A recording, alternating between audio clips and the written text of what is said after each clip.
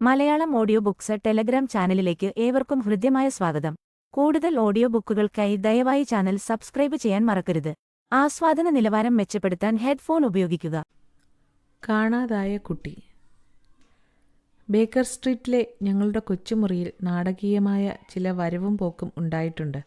എന്നാൽ അവയെ എല്ലാം നിഷ്പ്രഭമാക്കുന്നതായിരുന്നു ഡോക്ടർ ത്രോണിക്രോഫ്റ്റ് ഹക്സ്റ്റബിൾ MA PhD അവരുടെ ആദ്യത്തെ വരവ്. ബിരുദങ്ങളുടെ ഭാരം താങ്ങാൻ അശക്തനായ ഇത്തിരി പോന്ന ആ കാർഡിൻ്റെ പിന്നാലെ അദ്ദേഹം കടന്നുവന്നു. ആഡംബരപൂർണമായ വേഷം, പ്രതാപിയായ ഒരുവൻ അതിൻ്റെ സമൂർത്തമായ വേഷമണിഞ്ഞു വന്നാൽ എങ്ങനെയിരിക്കുമോ അതുപോലെ.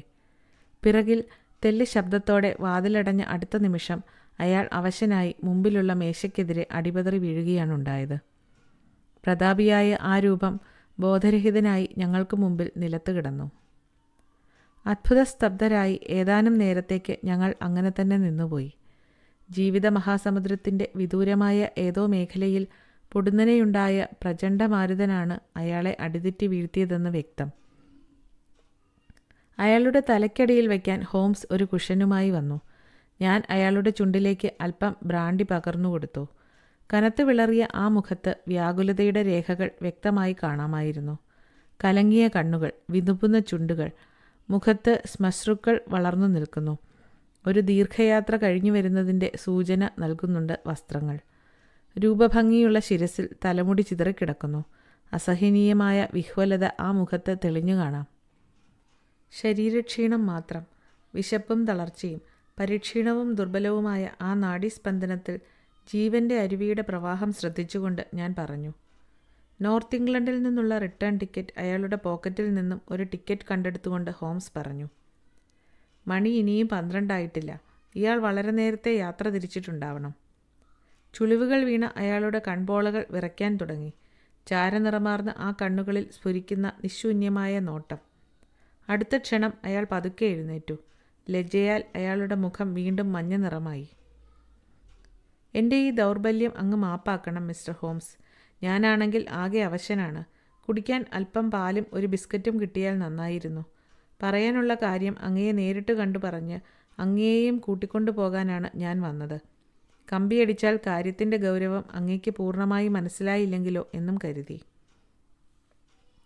നിങ്ങളുടെ സ്ഥിതി ഒന്ന് ഭേദമാകട്ടെ. എനിക്കിപ്പോൾ ഒരു കുഴപ്പവുമില്ല. ഞാൻ എങ്ങനെ ഇത്ര ദുർബലനായി എന്ന് എനിക്കറിയില്ല. ഏതായാലും മിസ്റ്റർ ഹോംസ്, അങ്ങ് എൻ്റെ കൂടെ അടുത്ത വണ്ടിക്ക് തന്നെ മാക്കിൾട്ടണിലേക്ക് വരണം. എൻ്റെ സുഹൃത്ത് തലകുലുക്കി. എൻ്റെ സഹപ്രവർത്തകൻ ഡോക്ടർ വാട്സനോട് ചോദിച്ചു നോക്കൂ, ഞങ്ങൾ ഇപ്പോൾ എത്രമാത്രം തിരക്കിലാണെന്ന്. ഫെറർ ഡോക്യുമെൻസിൻ്റെ ആ കേസ്, ബെർഗാവെന്നിയിലെ ആ കൊലപാതകമുണ്ടല്ലോ, അതിൻ്റെ വിചാരണ വരികയുമാണ്. തീരെ ഒഴിവാക്കാൻ വയ്യാത്ത കാര്യമാണെങ്കിലേ എനിക്ക് ലണ്ടൻ വിട്ടു പോകാൻ പറ്റൂ. ഒഴിവാക്കാൻ വയ്യാത്തതെന്നോ? സന്ദർശകർ അത്ഭുതപ്പെട്ടു. ഹോൾഡർനെസ് പ്രഭുവിൻ്റെ ഏക മകനെ ആരോ തട്ടിക്കൊണ്ടുപോയ കഥ അങ്ങ് ഇനിയും അറിഞ്ഞിട്ടില്ലെന്നോ? എന്ത്? നേരത്തെ ക്യാബിനറ്റ് മന്ത്രിയായിരുന്ന ആൾ? അതുതന്നെ. ഞങ്ങളത് പത്രങ്ങളിൽ വരാതെ സൂക്ഷിക്കുകയായിരുന്നു. പുറത്തറിഞ്ഞാൽ ആകെ മോശമല്ലേ? എന്നിട്ടും ഗ്ലോബ് പത്രത്തിൽ ചില സൂചനകൾ വന്നിട്ടുണ്ട്. നിങ്ങളുടെ ചെവിയിലും അത് എത്തിക്കാണുമെന്ന് ഞാൻ വിചാരിച്ചു. ഹോംസ് കൈനീട്ടി റഫറൻസ് ശേഖരത്തിൽ നിന്ന് വോള്യം H എടുത്തു. ഹോൾഡർനെസ്, 6ാമത്തെ പ്രഭു, KG-PC, ആൽഫബറ്റ് പകുതിയും ഉണ്ട്. കാർസ്റ്റണിലെ ഏൾ, ബാരോൺ ബെവർലി. എന്തൊരു ലിസ്റ്റ്! 1900 മുതൽ ഹാംലഷെയറിലെ ലോർഡ് ലഫ്റ്റനൻറ്റ്.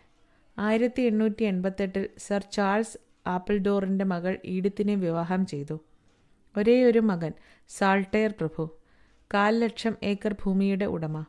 ലങ്കാഷെയറിലും വെയിൽസിലും ധാതുസമ്പത്ത്. വിലാസം Carlton House Terrace, Holderness Hall, Hallamshire, Carston castle, Bangor, Wales. Lord of the Admiralty. 1872 chief secretary of state.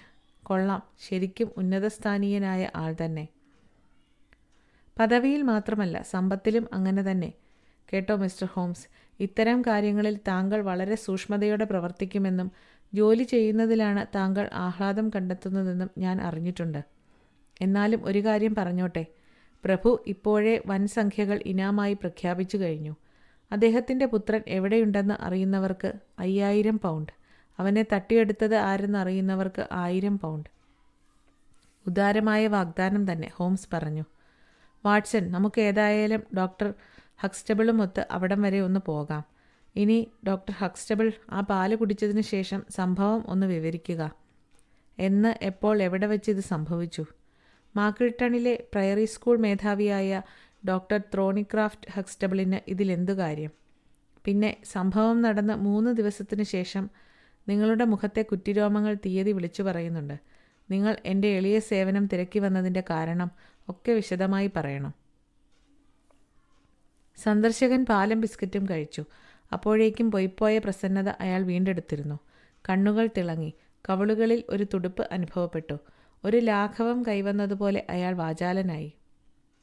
മാന്യരെ, prairie ഒരു പ്രിപ്പറേറ്ററി സ്കൂളാണ്. ഞാനാണ് അതിൻ്റെ സ്ഥാപകനും പ്രിൻസിപ്പലും. ഹൊറേസിനെക്കുറിച്ച് ഹക്സ്റ്റബിളുടെ അഭിവീക്ഷണങ്ങൾ വായിച്ചിട്ടുണ്ടോ? എങ്കിൽ എന്നെ തീരെ അറിയാതെ വരില്ല. ഇംഗ്ലണ്ടിലെ ഏറ്റവും നല്ല പ്രിപ്പറേറ്ററി സ്കൂൾ ആണ് Priory. Lord Liverstock, Earl of Blackwater, Sir Cathcart Soames തുടങ്ങിയവരൊക്കെ അവരുടെ കുട്ടികളെ എന്നെയാണ് ഏൽപ്പിച്ചിരിക്കുന്നത്. എന്നാൽ എൻ്റെ സ്കൂളിൻ്റെ പ്രശസ്തി പരമകാഷ്ഠയിലെത്തിയതായി എനിക്ക് തോന്നിയത് 3 ആഴ്ച മുമ്പ് ഹോൾഡർനെസ് പ്രഭു സെക്രട്ടറി ജെയിംസ് വൈൽഡറെ എൻ്റെ അടുത്തേക്ക് അയച്ചപ്പോഴാണ്. പ്രഭുവിൻ്റെ ഏകമകൻ 10 വയസ്സുള്ള ലോർഡ് സാൾട്ടെയറെ എന്നെ ഏൽപ്പിക്കാനാണ് അദ്ദേഹം വന്നത്. എൻ്റെ ജീവിതത്തിൽ ഇவ்விധമൊരു ദൗർഭാഗ്യം വരാനിരിക്കുന്നതിൻ്റെ മുന്നോടിയാണതെന്ന് അല്പം പോലും അന്ന് ഞാൻ സംശയിച്ചില്ല. മെയ് 1-ാം തീയതി, അതായത് സമ്മർ ടൈമിൻ്റെ ആരംഭത്തിൽ കുട്ടി എത്തിച്ചേർന്നു. കാണാൻ സുഭകനായൊരു പയ്യൻ, ആരോടും ഇണങ്ങിപ്പോകുന്ന പ്രകൃതം. സ്വന്തം വീട്ടിലെന്ന പോലെയാണ് സന്തോഷവാനായി അവൻ ഞങ്ങളോടൊത്ത് കഴിഞ്ഞത്. മറ്റൊരു കാര്യം കൂടി ഇവിടെ പറയുന്നത് അനൗചിത്യമായിരിക്കില്ലെന്ന് കരുതുന്നു.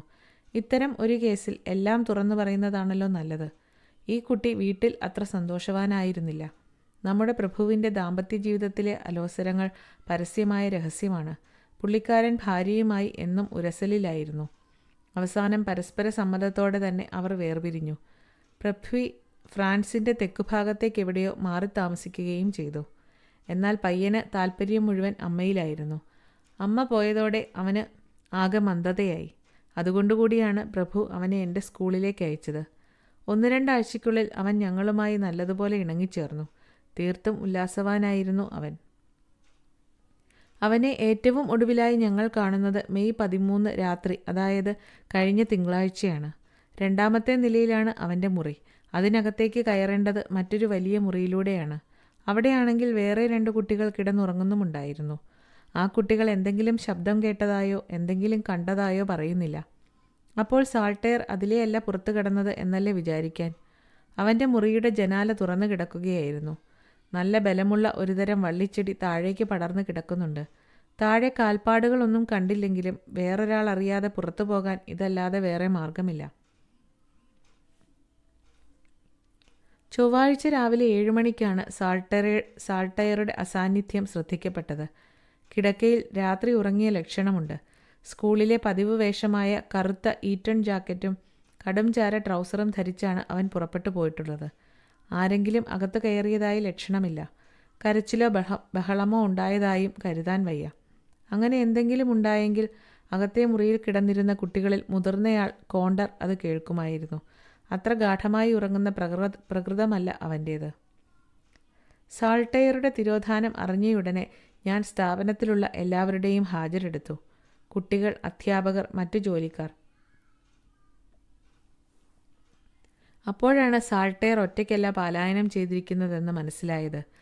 ജർമ്മൻ അധ്യാപകനായ ഹെഡ്ഗറും അപ്രത്യക്ഷനായിരിക്കുന്നു.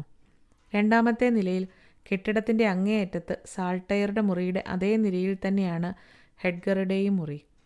അയാൾ രാത്രി ബെഡിൽ ഉറങ്ങിയ ലക്ഷണമുണ്ട്. എന്നാൽ ഒരു പ്രത്യേകത, അയാൾ ശരിക്കും വസ്ത്രധാരണം ചെയ്തല്ല പുറത്തു പോയിരിക്കുന്നത്. അയാളുടെ ഷർട്ടും സോക്സും നിലത്ത് വീണ് കിടപ്പുണ്ടായിരുന്നു.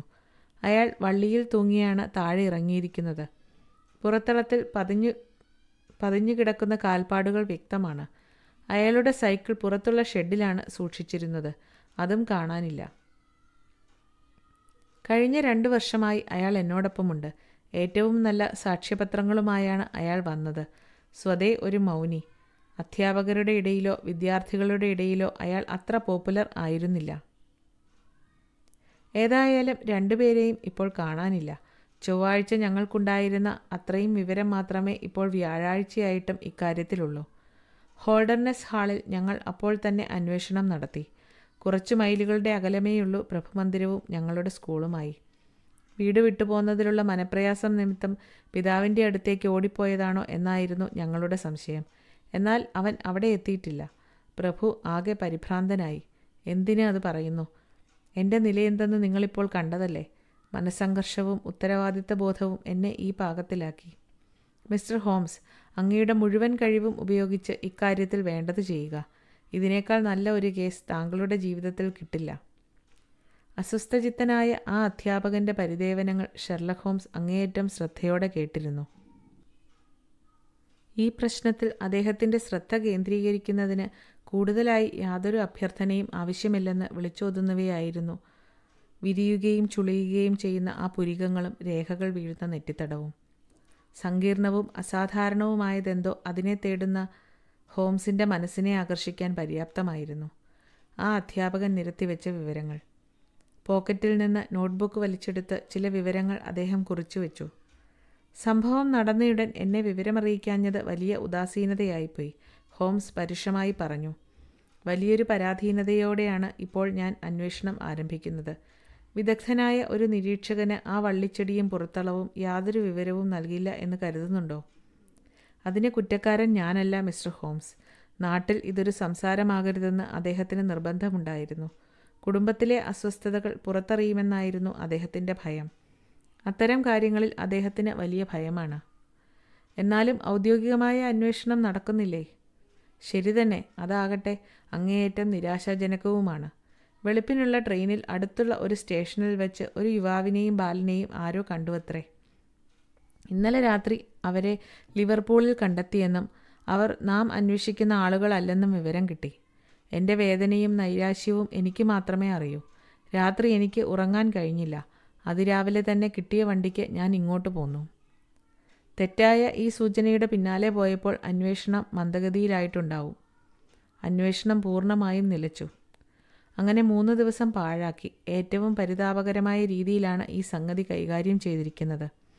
എനിക്കും അങ്ങനെ തോന്നുന്നുണ്ട്, ഞാനത് സമ്മതിക്കുന്നു. എന്നാലും പരിഹാരം കാണാൻ കഴിയാത്ത പ്രശ്നം അല്ല ഇത്. അതിനുവേണ്ടി ശ്രമിക്കുന്നതിൽ എനിക്ക് സന്തോഷമേയുള്ളൂ. കാണാതായ കുട്ടിയും ഈ ജർമ്മൻ അധ്യാപകനും തമ്മിൽ എന്തെങ്കിലും ബന്ധം കാണാൻ കഴിയുന്നുണ്ടോ? ഒന്നും തന്നെയില്ല. കുട്ടി അയാളുടെ ക്ലാസ്സിലായിരുന്നോ? അല്ല, എനിക്കറിയാവുന്നിടത്തോളം അവർ തമ്മിൽ സംസാരിച്ചിട്ട് പോലുമില്ല. അതേതായാലും വളരെ വിചിത്രമായിരിക്കുന്നു. കുട്ടിക്ക് സൈക്കിൾ ഉണ്ടോ? ഇല്ല. വേറെ ഏതെങ്കിലും സൈക്കിൾ കാണാതെ പോയിട്ടുണ്ടോ? ഇല്ല. തീർച്ചയാണോ? അതെ. രാത്രിയിൽ പയ്യനെയും കയ്യിലെടുത്ത് സൈക്കിൾ ചവിട്ടി ആ ജർമ്മൻ കടന്നു കളഞ്ഞതാണെന്ന് നിങ്ങൾ സൂചിപ്പിക്കുന്നില്ലല്ലോ. തീർച്ചയായും ഇല്ല. അപ്പോൾ പിന്നെ എന്താണ് നിങ്ങളുടെ ഊഹാപോഹം? സൈക്കിൾ നമ്മെ വഴിതെറ്റിക്കാനുള്ളതായിരിക്കും. അത് എവിടെയെങ്കിലും മറച്ചു വച്ചിട്ട് അവർ നടന്നായിരിക്കണം സ്ഥലം വിട്ടത്. ശരിയായിരിക്കാം. എന്നാലും അത് തീരെ യുക്തിഹീനമായ ഒരു കപടോപായമല്ലേ? ഷെഡിൽ വേറെയും സൈക്കിളുകൾ ഉണ്ടായിരുന്നോ? നിരവധി. അവർ സൈക്കിളിൽ പോയി എന്ന ധാരണ പരത്താനാണെങ്കിൽ 2 സൈക്കിളുകൾ ഒളിച്ചു വെക്കില്ലായിരുന്നോ? ശരിയാണ്. തീർച്ചയായും അങ്ങനെയേ ചെയ്യൂ. അതുകൊണ്ട് വഴിതെറ്റിക്കൽ സിദ്ധാന്തം തൽക്കാലത്തേക്ക് മാറ്റിവെക്കാം. എന്നാലും ഇക്കാര്യം അന്വേഷണത്തിന് നല്ലൊരു തുടക്കമാണ്. എളുപ്പത്തിൽ മറച്ചുവെക്കാനോ നശിപ്പിക്കാനോ പറ്റിയ സാധനമല്ലല്ലോ സൈക്കിൾ. മറ്റൊരു ചോദ്യം. കുട്ടി കാണാതായതിൻ്റെ അന്നോ അതിനു മുമ്പോ അവനെ തിരക്കി ആരെങ്കിലും വന്നിരുന്നോ? ഇല്ല. കത്ത് വല്ലതും ഉണ്ടായിരുന്നോ? ഉവ്, ഒരെണ്ണം. ആരുടെ? അവൻ്റെ അച്ഛൻ അയച്ചത്. കുട്ടികൾക്ക് വരുന്ന എഴുത്തുകൾ നിങ്ങൾ പൊട്ടിക്കാറുണ്ടോ? ഇല്ല. പിന്നെ എങ്ങനെ മനസ്സിലായി കത്ത് അവൻ്റെ അച്ഛൻ്റേതാണെന്ന്? കവറിന് പുറത്തെ മുദ്രയും വിലാസം എഴുതിയിരുന്ന കൈപ്പടയും കണ്ട് മനസ്സിലാക്കി. മാത്രമല്ല അങ്ങനെയൊരു കത്തയച്ചതായി പ്രഭു ഓർമ്മിക്കുന്നുമുണ്ട്. അതിനു മുമ്പ് എപ്പോഴാണ് എഴുത്ത് വന്നിട്ടുള്ളത്? വളരെ ദിവസങ്ങളായി എഴുത്തൊന്നുമില്ല. ഫ്രാൻസിൽ നിന്ന് കത്ത് വല്ലതും വന്നിട്ടുണ്ടോ? ഇല്ല, ഒന്നും വന്നിട്ടില്ല. എൻ്റെ ചോദ്യങ്ങളുടെ അർത്ഥം മനസ്സിലാകുന്നുണ്ടല്ലോ. ഒന്നുകിൽ കുട്ടിയെ ബലമായി കൊണ്ടുപോയതാണ്, അല്ലെങ്കിൽ സ്വമനസാലെ ഇറങ്ങിപ്പുറപ്പെട്ടതാണ്. സ്വമനസാലെയാണ് പോയതെങ്കിൽ പുറമേ നിന്നുള്ള പ്രേരണയില്ലാതെ ഒരു കൊച്ചുകുട്ടി അത് ചെയ്യില്ല. സന്ദർശകരാരും വന്നിട്ടില്ലെങ്കിൽ ആ പ്രേരണ കത്തിലൂടെയാണ് ഉണ്ടായിട്ടുള്ളത്. അതുകൊണ്ടാണ് കുട്ടിക്ക് കത്തയക്കുന്നത് ആരൊക്കെയാണെന്ന് ഞാൻ ചോദിക്കുന്നത്. ഇക്കാര്യത്തിൽ കൂടുതലൊന്നും പറയാൻ എനിക്ക് കഴിയില്ല. എൻ്റെ അറിവിൽ പ്രഭു മാത്രമേ അവന് കത്തയക്കാറുള്ളൂ. അവൻ അപ്രത്യക്ഷനായ അന്നും അച്ഛൻ്റെ കത്താണല്ലോ അവന് കിട്ടിയിരിക്കുന്നത്. അച്ഛനും മകനുമായി രമ്യതയിലാണോ കഴിഞ്ഞു വന്നിരുന്നത്? പ്രഭു അങ്ങനെ ആരുമായും സൗഹൃദം പുലർത്തുന്ന ആളല്ല. പൊതുപ്രശ്നങ്ങളിൽ സമ്പൂർണമായും മുഴുകിക്കഴിയുന്ന അദ്ദേഹത്തെ സാധാരണ വികാരങ്ങൾ അലട്ടാറുമില്ല. എന്നാലും അദ്ദേഹത്തിൻ്റെതായ രീതിയിൽ അദ്ദേഹം മകനുമായി ഇഷ്ടത്തിലായിരുന്നു. എന്നാൽ മകന് സ്നേഹം അമ്മയോടാണല്ലോ. അതെ. എന്നവൻ പറഞ്ഞിട്ടുണ്ടോ? ഇല്ല. പ്രഭു പറഞ്ഞിട്ടുണ്ടോ? ഇല്ല. പിന്നെ എങ്ങനെ മനസ്സിലായി? അദ്ദേഹത്തിൻ്റെ സെക്രട്ടറി ജെയിംസ് വൈൽഡറുമായി ഞാൻ അല്പം സംസാരിച്ചു. അദ്ദേഹമാണ് ഇക്കാര്യങ്ങൾ എന്നോട് പറഞ്ഞത്. പ്രഭുവിൻ്റെ അവസാനം വന്ന ആ കത്ത് അത് പയ്യൻ്റെ മുറിയിൽ നിന്ന് കണ്ടുകിട്ടിയോ? ഇല്ല. അതും അവൻ കൂടെ കൊണ്ടുപോയിട്ടുണ്ടാവണം. മിസ്റ്റർ ഹോംസ്, നമുക്ക് യൂസ്റ്റണിലേക്ക് പുറപ്പെടാൻ സമയമായിട്ടുണ്ട്. ശരി, നമുക്ക് ഉടനെ തന്നെ പുറപ്പെടണം. ഞാനൊരു വണ്ടി ഏർപ്പാട് ചെയ്യാം. 15 മിനിറ്റിനകം ഞങ്ങൾ ഇറങ്ങിക്കഴിഞ്ഞു. വീട്ടിലേക്ക് ടെലഗ്രാം വല്ലതും അയക്കുന്നുണ്ടെങ്കിൽ ലിവർപൂളിൽ അല്ലെങ്കിൽ മറ്റെവിടെയെങ്കിലും അന്വേഷണം തകൃതിയായി നടക്കുന്നുണ്ടെന്ന ധാരണ കൊടുത്താൽ മതി. അതിനിടെ ഞങ്ങൾ ജോലി ആരംഭിച്ചുകൊള്ളാം. ഗന്ധം അത്ര ശക്തമല്ലെങ്കിലും ഞങ്ങൾ 2 പഴയ വേട്ടപ്പട്ടികൾക്ക് അല്പമെങ്കിലും പിടിച്ചെടുക്കാൻ കഴിയാതിരിക്കില്ല. ഡോക്ടർ ഹക്സ്റ്റബിളിൻ്റെ പ്രസിദ്ധമായ ആ വിദ്യാലയത്തിൽ ഞങ്ങൾ എത്തിച്ചേർന്നപ്പോഴേക്കും നേരം നന്നേ ഇരുട്ടിക്കഴിഞ്ഞിരുന്നു. പോരാത്തതിന് നല്ല തണുപ്പും. മുൻവശത്തെ മേശയിൽ തന്നെ ഒരു വിസിറ്റിംഗ് കാർഡ് കിടപ്പുണ്ടായിരുന്നു. കുശിനിക്കാരൻ വന്ന് ഹക്സ്റ്റബിളുടെ ചെവിയിൽ എന്തോ മന്ത്രിക്കുകയും ചെയ്തു. ഉദ്വേഗത്തോടെ അദ്ദേഹം ഞങ്ങളുടെ നേരെ തിരിഞ്ഞു. പ്രഭു എത്തിയിട്ടുണ്ട്, അദ്ദേഹം പറഞ്ഞു. പ്രഭുവും സെക്രട്ടറി വൈൽഡറും നമ്മെ കാത്തിരിക്കുന്നു. വരൂ, ഞാൻ പരിചയപ്പെടുത്താം. പ്രസിദ്ധനായ ആ രാഷ്ട്രതന്ത്രജ്ഞൻ്റെ ചിത്രങ്ങൾ കണ്ട് എനിക്ക് പരിചയമുണ്ടായിരുന്നു. എന്നാൽ അതിൽ നിന്ന് വളരെ വ്യത്യസ്തമായിരുന്നു യഥാർത്ഥത്തിലുള്ള അദ്ദേഹത്തിൻ്റെ ചിത്രം. ഒത്ത ഉയരമുള്ള ആകാരം, അന്തസ്സായി വസ്ത്രം ധരിച്ചിരിക്കുന്നു, നീണ്ടു വളഞ്ഞ് സവിശേഷമായ നാസിക. അദ്ദേഹത്തിൻ്റെ ശരീരത്തിന് വിളറിയ നിറമായിരുന്നതിനാൽ ആ ചെമ്പൻ താടി കൂടുതൽ എഴുന്നു നിന്നു. വാച്ചിൻ്റെ ചങ്ങല പോക്കറ്റിൽ നിന്നും ഊർന്നു കിടക്കുന്നു. ആകെ കൂടി ഒരു പ്രൗഢി. ഇങ്ങനെ ഒരു രൂപമാണ് ഡോക്ടർ ഹക്സ്റ്റബിളിൻ്റെ മുറിയിലേക്ക് കടക്കുമ്പോൾ ഞങ്ങളെ തുറിച്ചു നോക്കിക്കൊണ്ടിരുന്നത്. അദ്ദേഹത്തിൻ്റെ അടുത്തു നിന്നിരുന്ന ചെറുപ്പക്കാരനാണ് പ്രൈവറ്റ് സെക്രട്ടറി വൈൽഡർ എന്നും ഞാൻ മനസ്സിലാക്കി. ഇളം നീലക്കണ്ണുകളും ആകർഷകമായ രൂപഭാവങ്ങളും ഉള്ള ആ യുവാവിന് ബുദ്ധിയും കാര്യപ്രാപ്തിയും ഉണ്ടെന്ന് വ്യക്തം. സംഭാഷണം തുടങ്ങിവെച്ചതും അയാൾ തന്നെ. ഡോക്ടർ ഹക്സ്റ്റബിൾ, ഇന്നു രാവിലെ ഞാൻ ഇവിടെ വന്നിരുന്നു. പക്ഷേ അപ്പോഴേക്കും താങ്കൾ ലണ്ടനിലേക്ക് പുറപ്പെട്ടു കഴിഞ്ഞിരുന്നു. കേസന്വേഷണത്തിന് ഷെർലക് ഹോംസിനെ ക്ഷണിക്കാനാണ് താങ്കൾ പോയതെന്ന് ഞാൻ മനസ്സിലാക്കുന്നു. മുൻകൂട്ടി ആലോചിക്കാതെ താങ്കൾ ഇങ്ങനെയൊരു നടപടി സ്വീകരിച്ചത് പ്രഭുവിനെ ആശ്ചര്യപ്പെടുത്തിയിരിക്കുന്നു. പോലീസ് പരാജയപ്പെട്ടുവെന്ന് അദ്ദേഹം കരുതുന്നില്ല.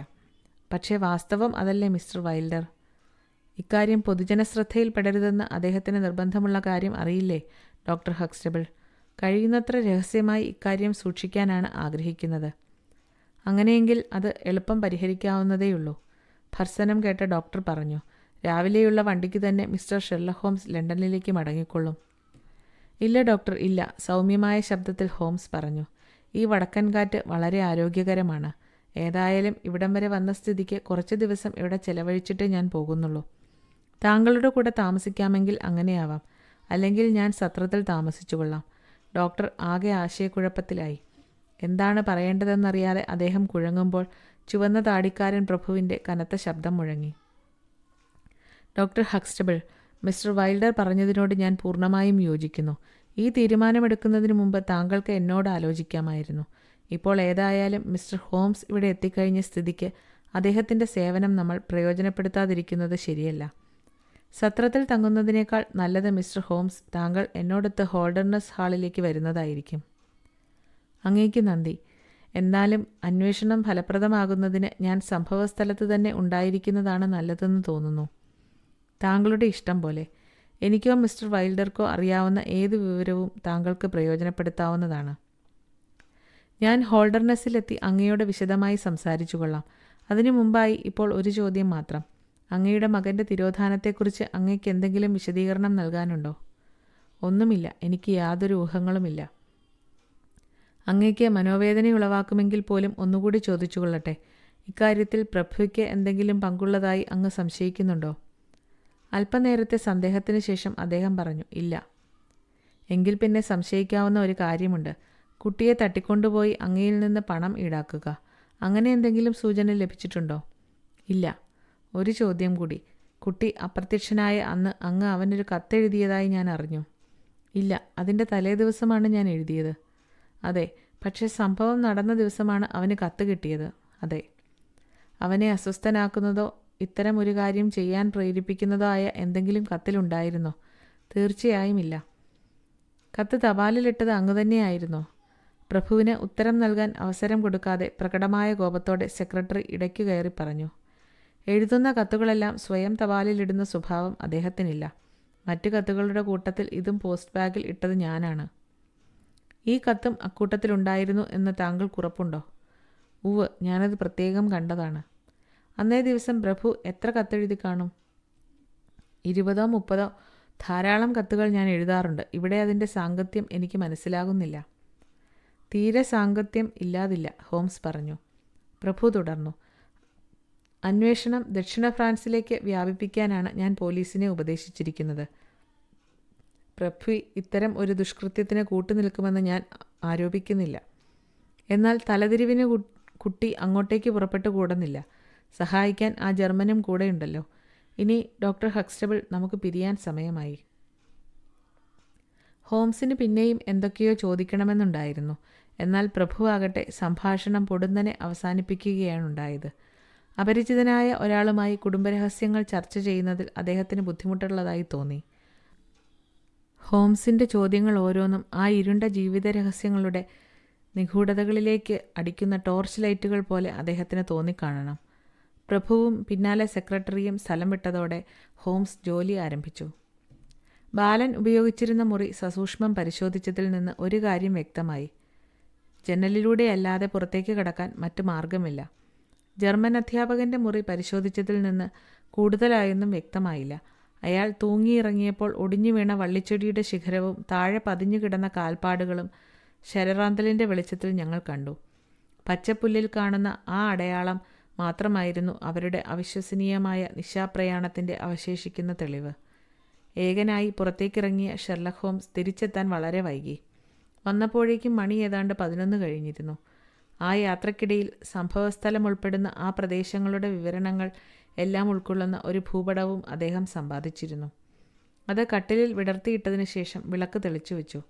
ഹോംസിൻ്റെ ചുണ്ടിൽ പുകയില നിറച്ച പൈപ്പിരുന്ന് എരിഞ്ഞു. അതിൻ്റെ പുക മുറിയാസകലം നിറഞ്ഞു. ആ ധൂമപ്രസരത്തിൽ അനാവരണം ചെയ്യാനിരിക്കുന്ന രഹസ്യങ്ങളിലേക്കുള്ള ചൂണ്ടുപലകയെന്നോണം ഭൂപടത്തിൽ ചില ഭാഗങ്ങൾ അദ്ദേഹം പൈപ്പ് കൊണ്ട് തൊട്ടു കാണിക്കുന്നുണ്ടായിരുന്നു. കാര്യങ്ങൾ പതുക്കെ വ്യക്തമായി വരുന്നുണ്ട്, അദ്ദേഹം പറഞ്ഞു. ഇതുമായി ബന്ധപ്പെട്ട ചില സംഗതികൾ ഓർത്തിരിക്കേണ്ടതാണ്. ഈ ആരംഭഘട്ടത്തിൽ ഭൂമിശാസ്ത്രപരമായ ചില കാര്യങ്ങൾ ആദ്യം അറിഞ്ഞിരിക്കണം. അത് അന്വേഷണത്തിന് വളരെ സഹായകമായിരിക്കും. ഭൂപടത്തിലേക്ക് പൈപ്പ് ചൂണ്ടിക്കൊണ്ട് ഹോംസ് തുടർന്നു. ഇതാ, ഈ കാണുന്ന കറുത്ത ചതുരമാണ് സ്കൂൾ. അവിടെ ഒരു പിൻ കുത്താം. ഈ രേഖയാണ് മെയിൻ റോഡ്. സ്കൂളിന് മുന്നിലൂടെ കിഴക്ക് പടിഞ്ഞാറായി നീണ്ടുപോകുന്ന ഈ റോഡിന് സ്കൂളിൽ നിന്ന് 2 വശത്തേക്കും 1 മൈൽ വരെ ഉപറോഡുകളില്ല. റോഡ് വഴിയാണ് നമ്മുടെ കക്ഷികൾ കടന്നിട്ടുള്ളതെങ്കിൽ അത് ഈ റോഡാണ്. ശരി. സംഭവം നടന്ന രാത്രിയിൽ ഈ റോഡിൽ സംഭവിച്ച കാര്യങ്ങൾ എനിക്ക് ഏറെക്കുറെ അന്വേഷിച്ചറിയാൻ കഴിഞ്ഞിട്ടുണ്ട്. ഇതാ, ഞാൻ ഈ പൈപ്പ് കുത്തിയിരിക്കുന്ന ഭാഗത്ത് 12 മുതൽ 6 വരെ ഒരു കോൺസ്റ്റബിൾ ഡ്യൂട്ടിയിലുണ്ടായിരുന്നു. കിഴക്കോട്ട് പോയാൽ ആദ്യം കാണുന്ന കവലയാണിത്. 1 മിനിറ്റ് നേരത്തേക്ക് പോലും ഡ്യൂട്ടി സ്ഥലം വിട്ടുപോയിട്ടില്ലെന്ന് കോൺസ്റ്റബിൾ ആണയിട്ട് പറയുന്നു. ഒരു യുവാവും ബാലനും ആ വഴി കടന്നുപോയിട്ടില്ലെന്ന് അയാൾ ഉറപ്പിച്ചു പറയുന്നു. ഞാൻ ആ പോലീസുകാരനുമായി സംസാരിച്ചു. അയാൾ പറയുന്നത് അവിശ്വസിക്കേണ്ട കാര്യമില്ല. എങ്കിൽ നമുക്കിനി പടിഞ്ഞാറോട്ട് പോകാം. റെഡ് ബുൾ സത്രത്തിന് മുന്നിലൂടെയാണ് വഴി കടന്നു പോകുന്നത്. സത്രത്തിൻ്റെ ഉടമസ്ഥയായ സ്ത്രീ അന്ന് രാത്രി തീരെ സുഖമില്ലാതെ കിടക്കുകയായിരുന്നു. അത്യാവശ്യമായി ഡോക്ടറെ വിളിക്കാൻ മാക്രിട്ടണിലേക്ക് ആളെ അയച്ചതിന് ശേഷം മറ്റുള്ളവർ കാത്തിരുന്നു. ഡോക്ടർ അന്നേരം സ്ഥലത്തില്ലാതിരുന്നതുകൊണ്ട് രാവിലെയാണ് എത്തിയത്. ഡോക്ടറെ കാത്തുകൊണ്ട് സത്രത്തിലുള്ളവർ വെളുക്കുവോളം റോഡിലേക്ക് തന്നെ കണ്ണും നട്ടിരിക്കുകയായിരുന്നു. അവർ പറയുന്നത് വിശ്വസിക്കാമെങ്കിൽ ആ വഴിയും നമ്മുടെ ആളുകൾ കടന്നു പോയിട്ടില്ല. അങ്ങനെയെങ്കിൽ ഒന്ന് മനസ്സിലാക്കാം, ഒളിച്ചോടുന്നതിന് നമ്മുടെ പുള്ളികൾ പൊതുവഴി ഉപയോഗിച്ചിട്ടേയില്ല. അപ്പോൾ സൈക്കിളോ? ഞാൻ ചോദിച്ചു. ശരി, ഇനി നമുക്ക് സൈക്കിളിൻ്റെ കാര്യമെടുക്കാം. എൻ്റെ വാദം തന്നെ തുടരട്ടെ.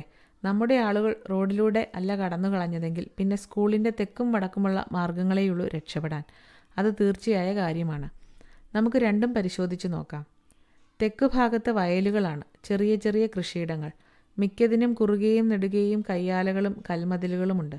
അതിലെ സൈക്കിൾ ചവിട്ടി പോവുക പ്രയാസം തന്നെ. അതുകൊണ്ട് ആ മാർഗം ഉപേക്ഷിക്കാം. പിന്നെയുള്ളത് വടക്കോട്ടാണ്. ഈ മാർക്ക് ചെയ്തിരിക്കുന്നത് ഒരു കുറ്റിക്കാടാണ്. ഇതിനപ്പുറം നടക്കാവുകളും തോട്ടങ്ങളുമായി ലോവർ ഗിൽമൂർ വരെ ഏതാണ്ട് 10 മൈലുകളോളം നീണ്ടുകിടക്കുന്ന വഴി ചെങ്കുത്തായി പോകുന്നു. ഒരു വശം നിറയെ കാടാണ്. ഈ വിജനതയുടെ അപ്പുറത്താണ് ഹോൾഡർനെസ് ഹാൾ. റോഡിലൂടെ പോയാൽ 10 മൈലും കാട്ടിലൂടെ കടന്നാൽ 6 മൈലും ദൂരം വരും. ആളൊഴിഞ്ഞ പ്രദേശമാണിത്. കുറേ കൃഷിക്കാരും അവരുടെ ആടുമാടുകളും മാത്രം. പിന്നെയുള്ളത് ആട്ടുകാട്ടിക്കുരുവികളും മുണ്ടിപ്പക്ഷികളും. മനുഷ്യരെ കാണണമെങ്കിൽ ചെസ്റ്റർഫീൽഡ് ഹൈറോഡിലെത്തണം. അവിടെ ഒരു പള്ളി, ഒരു സത്രം, കുറേ കുടിലുകൾ എന്നിവ കാണാം. പിന്നെ മലകൾ കൂടുതൽ കിഴുക്കാംതൂക്കാകുകയാണ്. ഇവിടെ നിന്ന് വടക്കോട്ടാണ് നമ്മൾ ഇനി അന്വേഷിക്കേണ്ടത്. പക്ഷേ സൈക്കിൾ, ഞാൻ വീണ്ടും ചോദിച്ചു. ഇത്തവണ ഹോംസ് അല്പം അക്ഷമനായി. നല്ല ഒരു സൈക്കിൾ യാത്രക്കാരന് ഹൈവേ തന്നെ വേണമെന്നില്ല. ചതുപ്പ് പ്രദേശങ്ങളെ മുറിച്ചു കടക്കുന്ന കാട്ടുപാതകളുണ്ട്. നല്ല തെളിഞ്ഞ നിലാവുള്ള രാത്രിയും. പെട്ടെന്ന് വാതിലിൽ ചകിതമായൊരു മുട്ട് കേട്ടു. പിന്നാലെ ഡോക്ടർ ഹക്സ്റ്റബിൾ മുറിയിലെത്തി. കയ്യിൽ ഒരു നീല ക്രിക്കറ്റ് തൊപ്പിയും തൊപ്പിയുടെ മുകളിൽ ഒരു വെള്ളപ്പട്ടയും. ദൈവാനുഗ്രഹം നോക്കൂ, അവസാനം നമുക്ക് തെളിവുകളായി. പയ്യൻ ഉപയോഗിക്കുന്ന തൊപ്പിയാണിത്. ഇതെവിടെ നിന്ന് കിട്ടി? ചതുപ്പിൽ താവളമടിച്ചു കിടക്കുന്ന ജിപ്സികളിൽ നിന്ന്. അവർ ചൊവ്വാഴ്ച സ്ഥലം വിട്ടതാണ്. ഇന്ന് പോലീസ് അവരെ തേടി പിടിച്ച് തെരച്ചിൽ നടത്തി. അപ്പോഴാണ് ഈ തൊപ്പി കണ്ടുകിട്ടിയത്. ജിപ്സികൾ എന്തു പറയുന്നു? അവർ കളവല്ലേ പറയൂ. ചൊവ്വാഴ്ച രാവിലെ ചതുപ്പിൽ കിടന്നു കിട്ടിയെന്നാണ് അവർ പറയുന്നത്. ഏതായാലും എല്ലാത്തിനെയും പിടിച്ച് അകത്താക്കിയിട്ടുണ്ട്.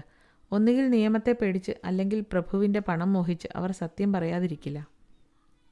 അത്രയും നല്ലത്, ഡോക്ടർ മുറിവിട്ടു പോയപ്പോൾ ഹോംസ് പറഞ്ഞു. ലോവർ ഗിൽമൂറിലാണ് നമ്മൾ ഇനി തിരയേണ്ടത് എന്ന കാര്യത്തിൽ സംശയമില്ല. ജിപ്സികളുടെ അറസ്റ്റിൽ കവിഞ്ഞ് പോലീസ് ഇതുവരെ യാതൊന്നും ചെയ്തിട്ടില്ല. ഇതാ നോക്കൂ വാട്സൺ, ഈ ചതുപ്പിലൂടെ ഒരു കൈത്തോട് കടന്നു പോകുന്നു. ഹോൾഡർനെസ് ഹാളിനും സ്കൂളിനും മധ്യേയുള്ള പ്രദേശത്ത് ഇതിന് ധാരാളം വീതിയുണ്ട്. ഈ വരണ്ട കാലാവസ്ഥയിൽ ഇവിടെയല്ലാതെ മറ്റൊരിടത്തും യാതൊരു അടയാളങ്ങളും പതിഞ്ഞിട്ടുണ്ടാവില്ല. ഏതായാലും അതിരാവിലെ തന്നെ ഞാൻ താങ്കളെ വിളിച്ചുണർത്താം. ഈ രഹസ്യത്തിന് എന്തെങ്കിലും തുമ്പുണ്ടാക്കാൻ പറ്റുമോ എന്ന് നമുക്ക് കൂട്ടായി ശ്രമിച്ചു നോക്കാം. അതിരാവിലെ ഞാൻ കണ്ണു തുറന്നപ്പോൾ ഹോംസ് മുന്നിൽ തന്നെയുണ്ട്. എവിടെയൊക്കെയോ ചുറ്റിയടിച്ച് വന്നതാണെന്ന് വേഷം കണ്ടാൽ അറിയാം. പുറത്തളവും സൈക്കിൾ ഷെഡും ഞാൻ പരിശോധിച്ചു. ഹോംസ് പറഞ്ഞു. കുറ്റിക്കാട്ടിലും ഞാനൊന്ന് ചുറ്റിക്കറങ്ങി. ദാ അടുത്ത മുറിയിൽ ഭക്ഷണം തയ്യാറായിട്ടുണ്ട്. വേഗം പുറപ്പെടണം. വളരെ പ്രധാനപ്പെട്ട ഒരു ദിവസമാണിന്ന്. ഹോംസിൻ്റെ കണ്ണുകൾ തിളങ്ങി. എന്തെന്നില്ലാത്ത ഉന്മേഷവും ആവേശവും ആ മുഖത്ത് പ്രകടമായി കണ്ടു. പണി മുന്നിൽ കാണുമ്പോൾ ആഹ്ലാദം കൊള്ളുന്ന പണിക്കാരൻ്റെ ഭാവമായിരുന്നു അദ്ദേഹത്തിന്. ബേക്കർ സ്ട്രീറ്റിലെ സ്വപ്നജീവിക്ക് പകരം കാര്യവ്യഗ്രതയും ഉത്സാഹവും നിറഞ്ഞ ഒരു ഹോംസിനെയാണ് ഇപ്പോൾ കാണുന്നത്. കഠിനമായ ഒരു ദിനമാണ് ഞങ്ങളെ കാത്തിരിക്കുന്നതെന്ന് ഹോംസിൻ്റെ മുഖത്ത് തുടിക്കുന്ന വീര്യം പ്രകടമാക്കുന്നുണ്ടായിരുന്നു. എന്നിട്ടും ഞങ്ങളുടെ പര്യടനം ആരംഭിച്ചത് കടുത്ത നിരാശയിലാണ്. 1000 ആടുകളുടെ കുളമ്പടയാളങ്ങൾ ചിത്രവേല ചെയ്തിരിക്കുന്ന ചതുപ്പിലൂടെ അങ്ങോട്ടും ഇങ്ങോട്ടും നടന്ന് ഒടുവിൽ ഞങ്ങൾ ഹോൾഡർനെസ്സിനെയും ഞങ്ങളെയും വേർതിരിക്കുന്ന പച്ചപ്പിലെത്തി. കുട്ടി വീട്ടിലേക്കാണ് പോയതെങ്കിൽ ഈ വഴി ഉപയോഗിക്കാതെ വയ്യ. കാൽപ്പാടുകൾ അവശേഷിപ്പിക്കാതെ ഈ വഴി കടന്നു പോകാനും പറ്റില്ല. എന്നാൽ പയ്യൻ്റെയോ ആ ജർമ്മൻകാരൻ്റെയോ യാതൊരു സൂചനയും അവിടെ നിന്ന് കിട്ടിയില്ല. ഇരുണ്ട കണ്ണുകളോടെ ഹോംസ് അവിടമാകെ പരതി നടന്നു. ആടുകൾ നിർബാധം മേഞ്ഞു നടന്നതിൻ്റെ കുളമ്പടയാളമല്ലാതെ മറ്റൊന്നും കണ്ടെത്താൻ കഴിഞ്ഞില്ല. കുറേയങ്ങ് ചെന്നപ്പോൾ കാലിക്കൂട്ടങ്ങളുടെ കുളമ്പടയാളങ്ങൾ കാണപ്പെട്ടു. മറ്റൊന്നുമില്ല. ചെളി തെറിക്കുകയും വഴുക്കുകയും ചെയ്യുന്ന ചതുപ്പിലൂടെ ഞങ്ങൾ പിന്നെയും മുന്നോട്ട് നടന്നു. അടുത്ത ക്ഷണം ഏതോ വലിയ രഹസ്യം കണ്ടെത്താൻ കഴിഞ്ഞതിലുള്ള അതിയായ സന്തോഷത്താൽ ഹോംസ് തുള്ളിച്ചാടുകയായി. അവിടെ ഒരു നാടയോളം വീതിയിലുള്ള നടപ്പാതയിലൂടെ ഒരു സൈക്കിൾ കടന്നുപോയ അടയാളം മണ്ണിൽ തെളിഞ്ഞു കിടക്കുന്നു. ഹുറാ, ഞാൻ വിളിച്ചു പറഞ്ഞു. നമുക്കത് കിട്ടി. എന്നാൽ ഹോംസ് തലകുലുക്കുക മാത്രം ചെയ്തു. അദ്ദേഹത്തിൻ്റെ മുഖത്ത് സന്തോഷത്തെക്കാളേറെ ആശ്ചര്യമായിരുന്നു. തീർച്ചയായും ഒരു സൈക്കിൾ തന്നെ, പക്ഷേ നമ്മുടെ സൈക്കിളല്ല, അദ്ദേഹം പറഞ്ഞു. 42 വിവിധയിനം ടയർ പാടുകൾ എനിക്ക് മനഃപ്പാഠമാണ്. ഇത് ഒരു കണ്ടം വെച്ച ടയറാണ്, അതും ഡൺലപ്പ്. ഹെഡ്ഗറുടേത് പാമറാണ്. നെടുകെ രേഖകളാണ് ആ ടയറിൽ നമുക്ക് കാണാൻ കഴിയുക. കണക്കധ്യാപകൻ അവലിംഗ് ആണ് ഇതെന്നോട് പറഞ്ഞത്. അതുകൊണ്ട് ഹെഡ്ഗർ പോയ വഴിയല്ല ഇത്. അങ്ങനെയെങ്കിൽ ഇത് പയ്യൻ്റേതായിരിക്കുമോ? ആയിക്കൂടുന്നില്ല. എന്നാൽ അതിനു മുമ്പ് അവനൊരു സൈക്കിൾ ഉണ്ടായിരുന്നോ എന്ന കാര്യം ആലോചിക്കണം. ഉണ്ടായിരുന്നതായി നമുക്ക് ഇതുവരെ വിവരം കിട്ടിയിട്ടില്ല. ഏതായാലും സ്കൂളിൽ നിന്ന് വരുന്ന ഒരു യാത്രക്കാരൻ്റെ ടയർപ്പാടാണിത്. അതോ സ്കൂളിലേക്കോ? അല്ല, ആളിരുന്നതിൻ്റെ ഭാരത്താൽ അമർന്ന് വ്യക്തമായി പതിഞ്ഞ പിൻടയറിൻ്റെ അടയാളങ്ങൾ സൂചിപ്പിക്കുന്നത് അയാൾ സ്കൂളിൽ നിന്ന് വരികയായിരുന്നുവെന്നാണ്. മുൻടയറിൻ്റെ ആഴം കുറഞ്ഞ അടയാളങ്ങൾക്ക് മുകളിലൂടെ പിൻടയറിൻ്റെ കട്ടിയേറിയ പാടുകൾ കയറിപ്പോയിരിക്കുന്നത് ശ്രദ്ധിച്ചില്ലേ? തീർച്ചയായും ഈ സൈക്കിൾ സ്കൂളിൻ്റെ ഭാഗത്തു നിന്ന് ഇങ്ങോട്ടാണ് വന്നിട്ടുള്ളത്. നമ്മുടെ അന്വേഷണവുമായി ഇതിന് ബന്ധമുണ്ടാവുകയോ ഉണ്ടാവാതിരിക്കുകയോ ചെയ്യട്ടെ. നമുക്ക് ഏതായാലും ഈ മാർഗത്തിൽ അല്പം പിന്നോക്കം നടന്നു നോക്കാം. കുറേ ദൂരം ഞങ്ങൾ പിന്നോക്കം നടന്നു കഴിഞ്ഞപ്പോൾ ചെളി നിറഞ്ഞ ഒരു ഭാഗത്ത് വെച്ച് ആ അടയാളം കാണാതായി. കുറേ കൂടി പിന്നോക്കം പോയപ്പോൾ കുളമ്പടയാളങ്ങളിൽ ഏതാണ്ട് മറഞ്ഞു കിടക്കുന്ന ടയർപ്പാടുകൾ ഞങ്ങൾ വീണ്ടും കണ്ടു. പിന്നെ അടയാളങ്ങൾ അപ്രത്യക്ഷമായെങ്കിലും അത് സ്കൂളിന് പിന്നിലുള്ള വൃക്ഷക്കാട്ടിലേക്കാണ് നീണ്ടുപോകുന്നതെന്ന് വ്യക്തമായിരുന്നു. അപ്പോൾ ആ കുറ്റിക്കാട്ടിൽ നിന്നായിരിക്കണം സൈക്കിൾ പുറപ്പെട്ടത്. ഒരു വലിയ കല്ലിൻ്റെ പുറത്ത് താടിക്ക് കയ്യും കൊടുത്ത് ഹോംസ് ഇരുന്നു. ഞാൻ 2 സിഗരറ്റ് വലിച്ചു തീരുവോളം അദ്ദേഹം അങ്ങനെ തന്നെ ഇരുന്നു. വല്ലാത്ത പ്രതിസന്ധി തന്നെ. സാരമില്ല, ഹോംസ് പറഞ്ഞു. ആൾ വിരുദ്ധനാണെങ്കിൽ അപരിചിതമായ അടയാളം വീഴ്ത്തുന്നതിനു വേണ്ടി ടയർ മാറ്റിക്കാണും.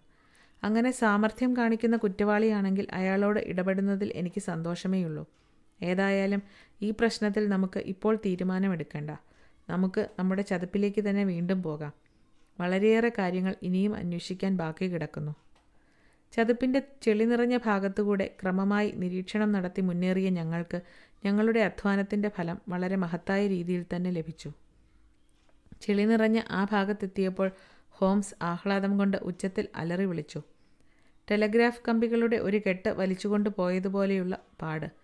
അതെ, പാമർ ടയർ തന്നെ. ഇതാ ഹെർ ഹൈഡ്ഗർ പോകുന്നു. യാതൊരു സംശയവുമില്ല, ഹോംസ് അത്യാഹ്ലാദത്തോടെ വിളിച്ചു പറഞ്ഞു. എൻ്റെ അനുമാനം തെറ്റിയിട്ടില്ലെന്ന് തോന്നുന്നു, ഇല്ലേ വാട്സൺ? താങ്കളെ ഞാൻ അഭിനന്ദിക്കുന്നു.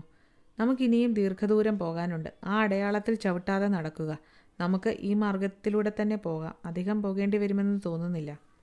ചെളി നിറഞ്ഞ പാതയിലെ അടയാളം നോക്കി മുന്നോട്ട് പോകുമ്പോൾ ചിലപ്പോൾ അടയാളങ്ങൾ കാണാതാകും.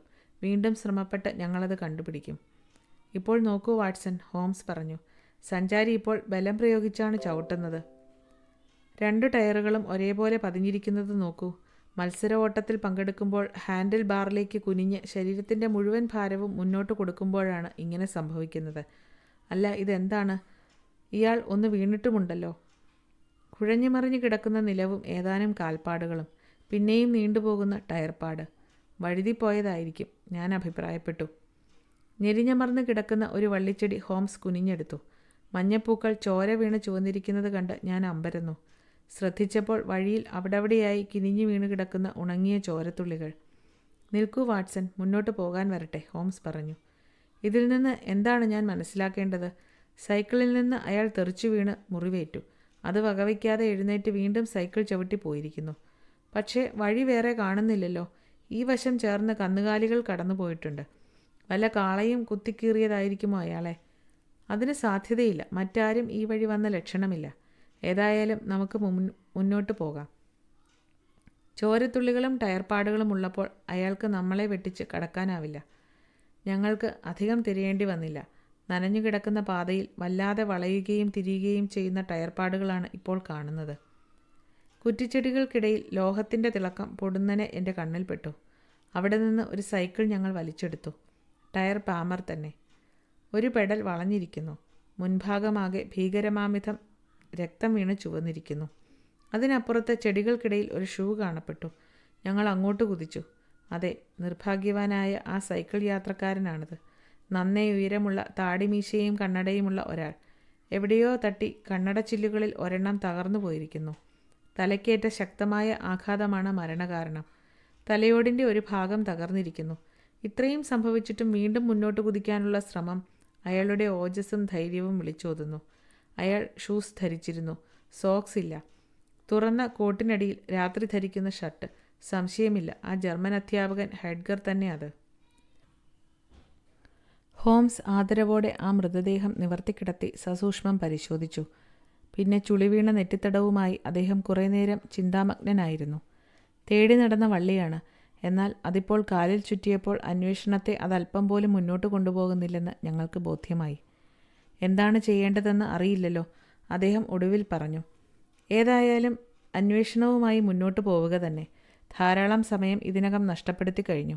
ഇനി 1 മണിക്കൂർ പോലും നമുക്ക് കളയാനില്ല. അതേസമയം ഈ വിവരം പോലീസിനെ അറിയിക്കുകയും മൃതദേഹം സൂക്ഷിക്കുകയും ചെയ്യേണ്ട ബാധ്യതയും നമുക്കുണ്ട്. ഞാൻ പോയി വേണ്ടത് ചെയ്യാം. പക്ഷേ താങ്കളുടെ സാന്നിധ്യവും സഹായവും എനിക്കിപ്പോൾ ആവശ്യമുണ്ട്. അതാ അവിടെ ഒരാൾ പുല്ല് വെട്ടിക്കൊണ്ടിരിക്കുന്നത് കണ്ടോ? താങ്കൾ പോയി അയാളെ കൂട്ടിക്കൊണ്ടുവരിക. പോലീസിന് അയാൾ വഴികാട്ടി കൊടുക്കും. ഞാൻ ആ കർഷകനെ കൂട്ടിക്കൊണ്ടുവന്നു. ചകിതനായ ആ മനുഷ്യൻ്റെ കൈവശം ഡോക്ടർ ഹക്സ്റ്റബിളിനുള്ള ഒരു കുറിപ്പ് ഹോംസ് കൊടുത്തയച്ചു. തുടർന്ന് അദ്ദേഹം വിശദീകരിച്ചു.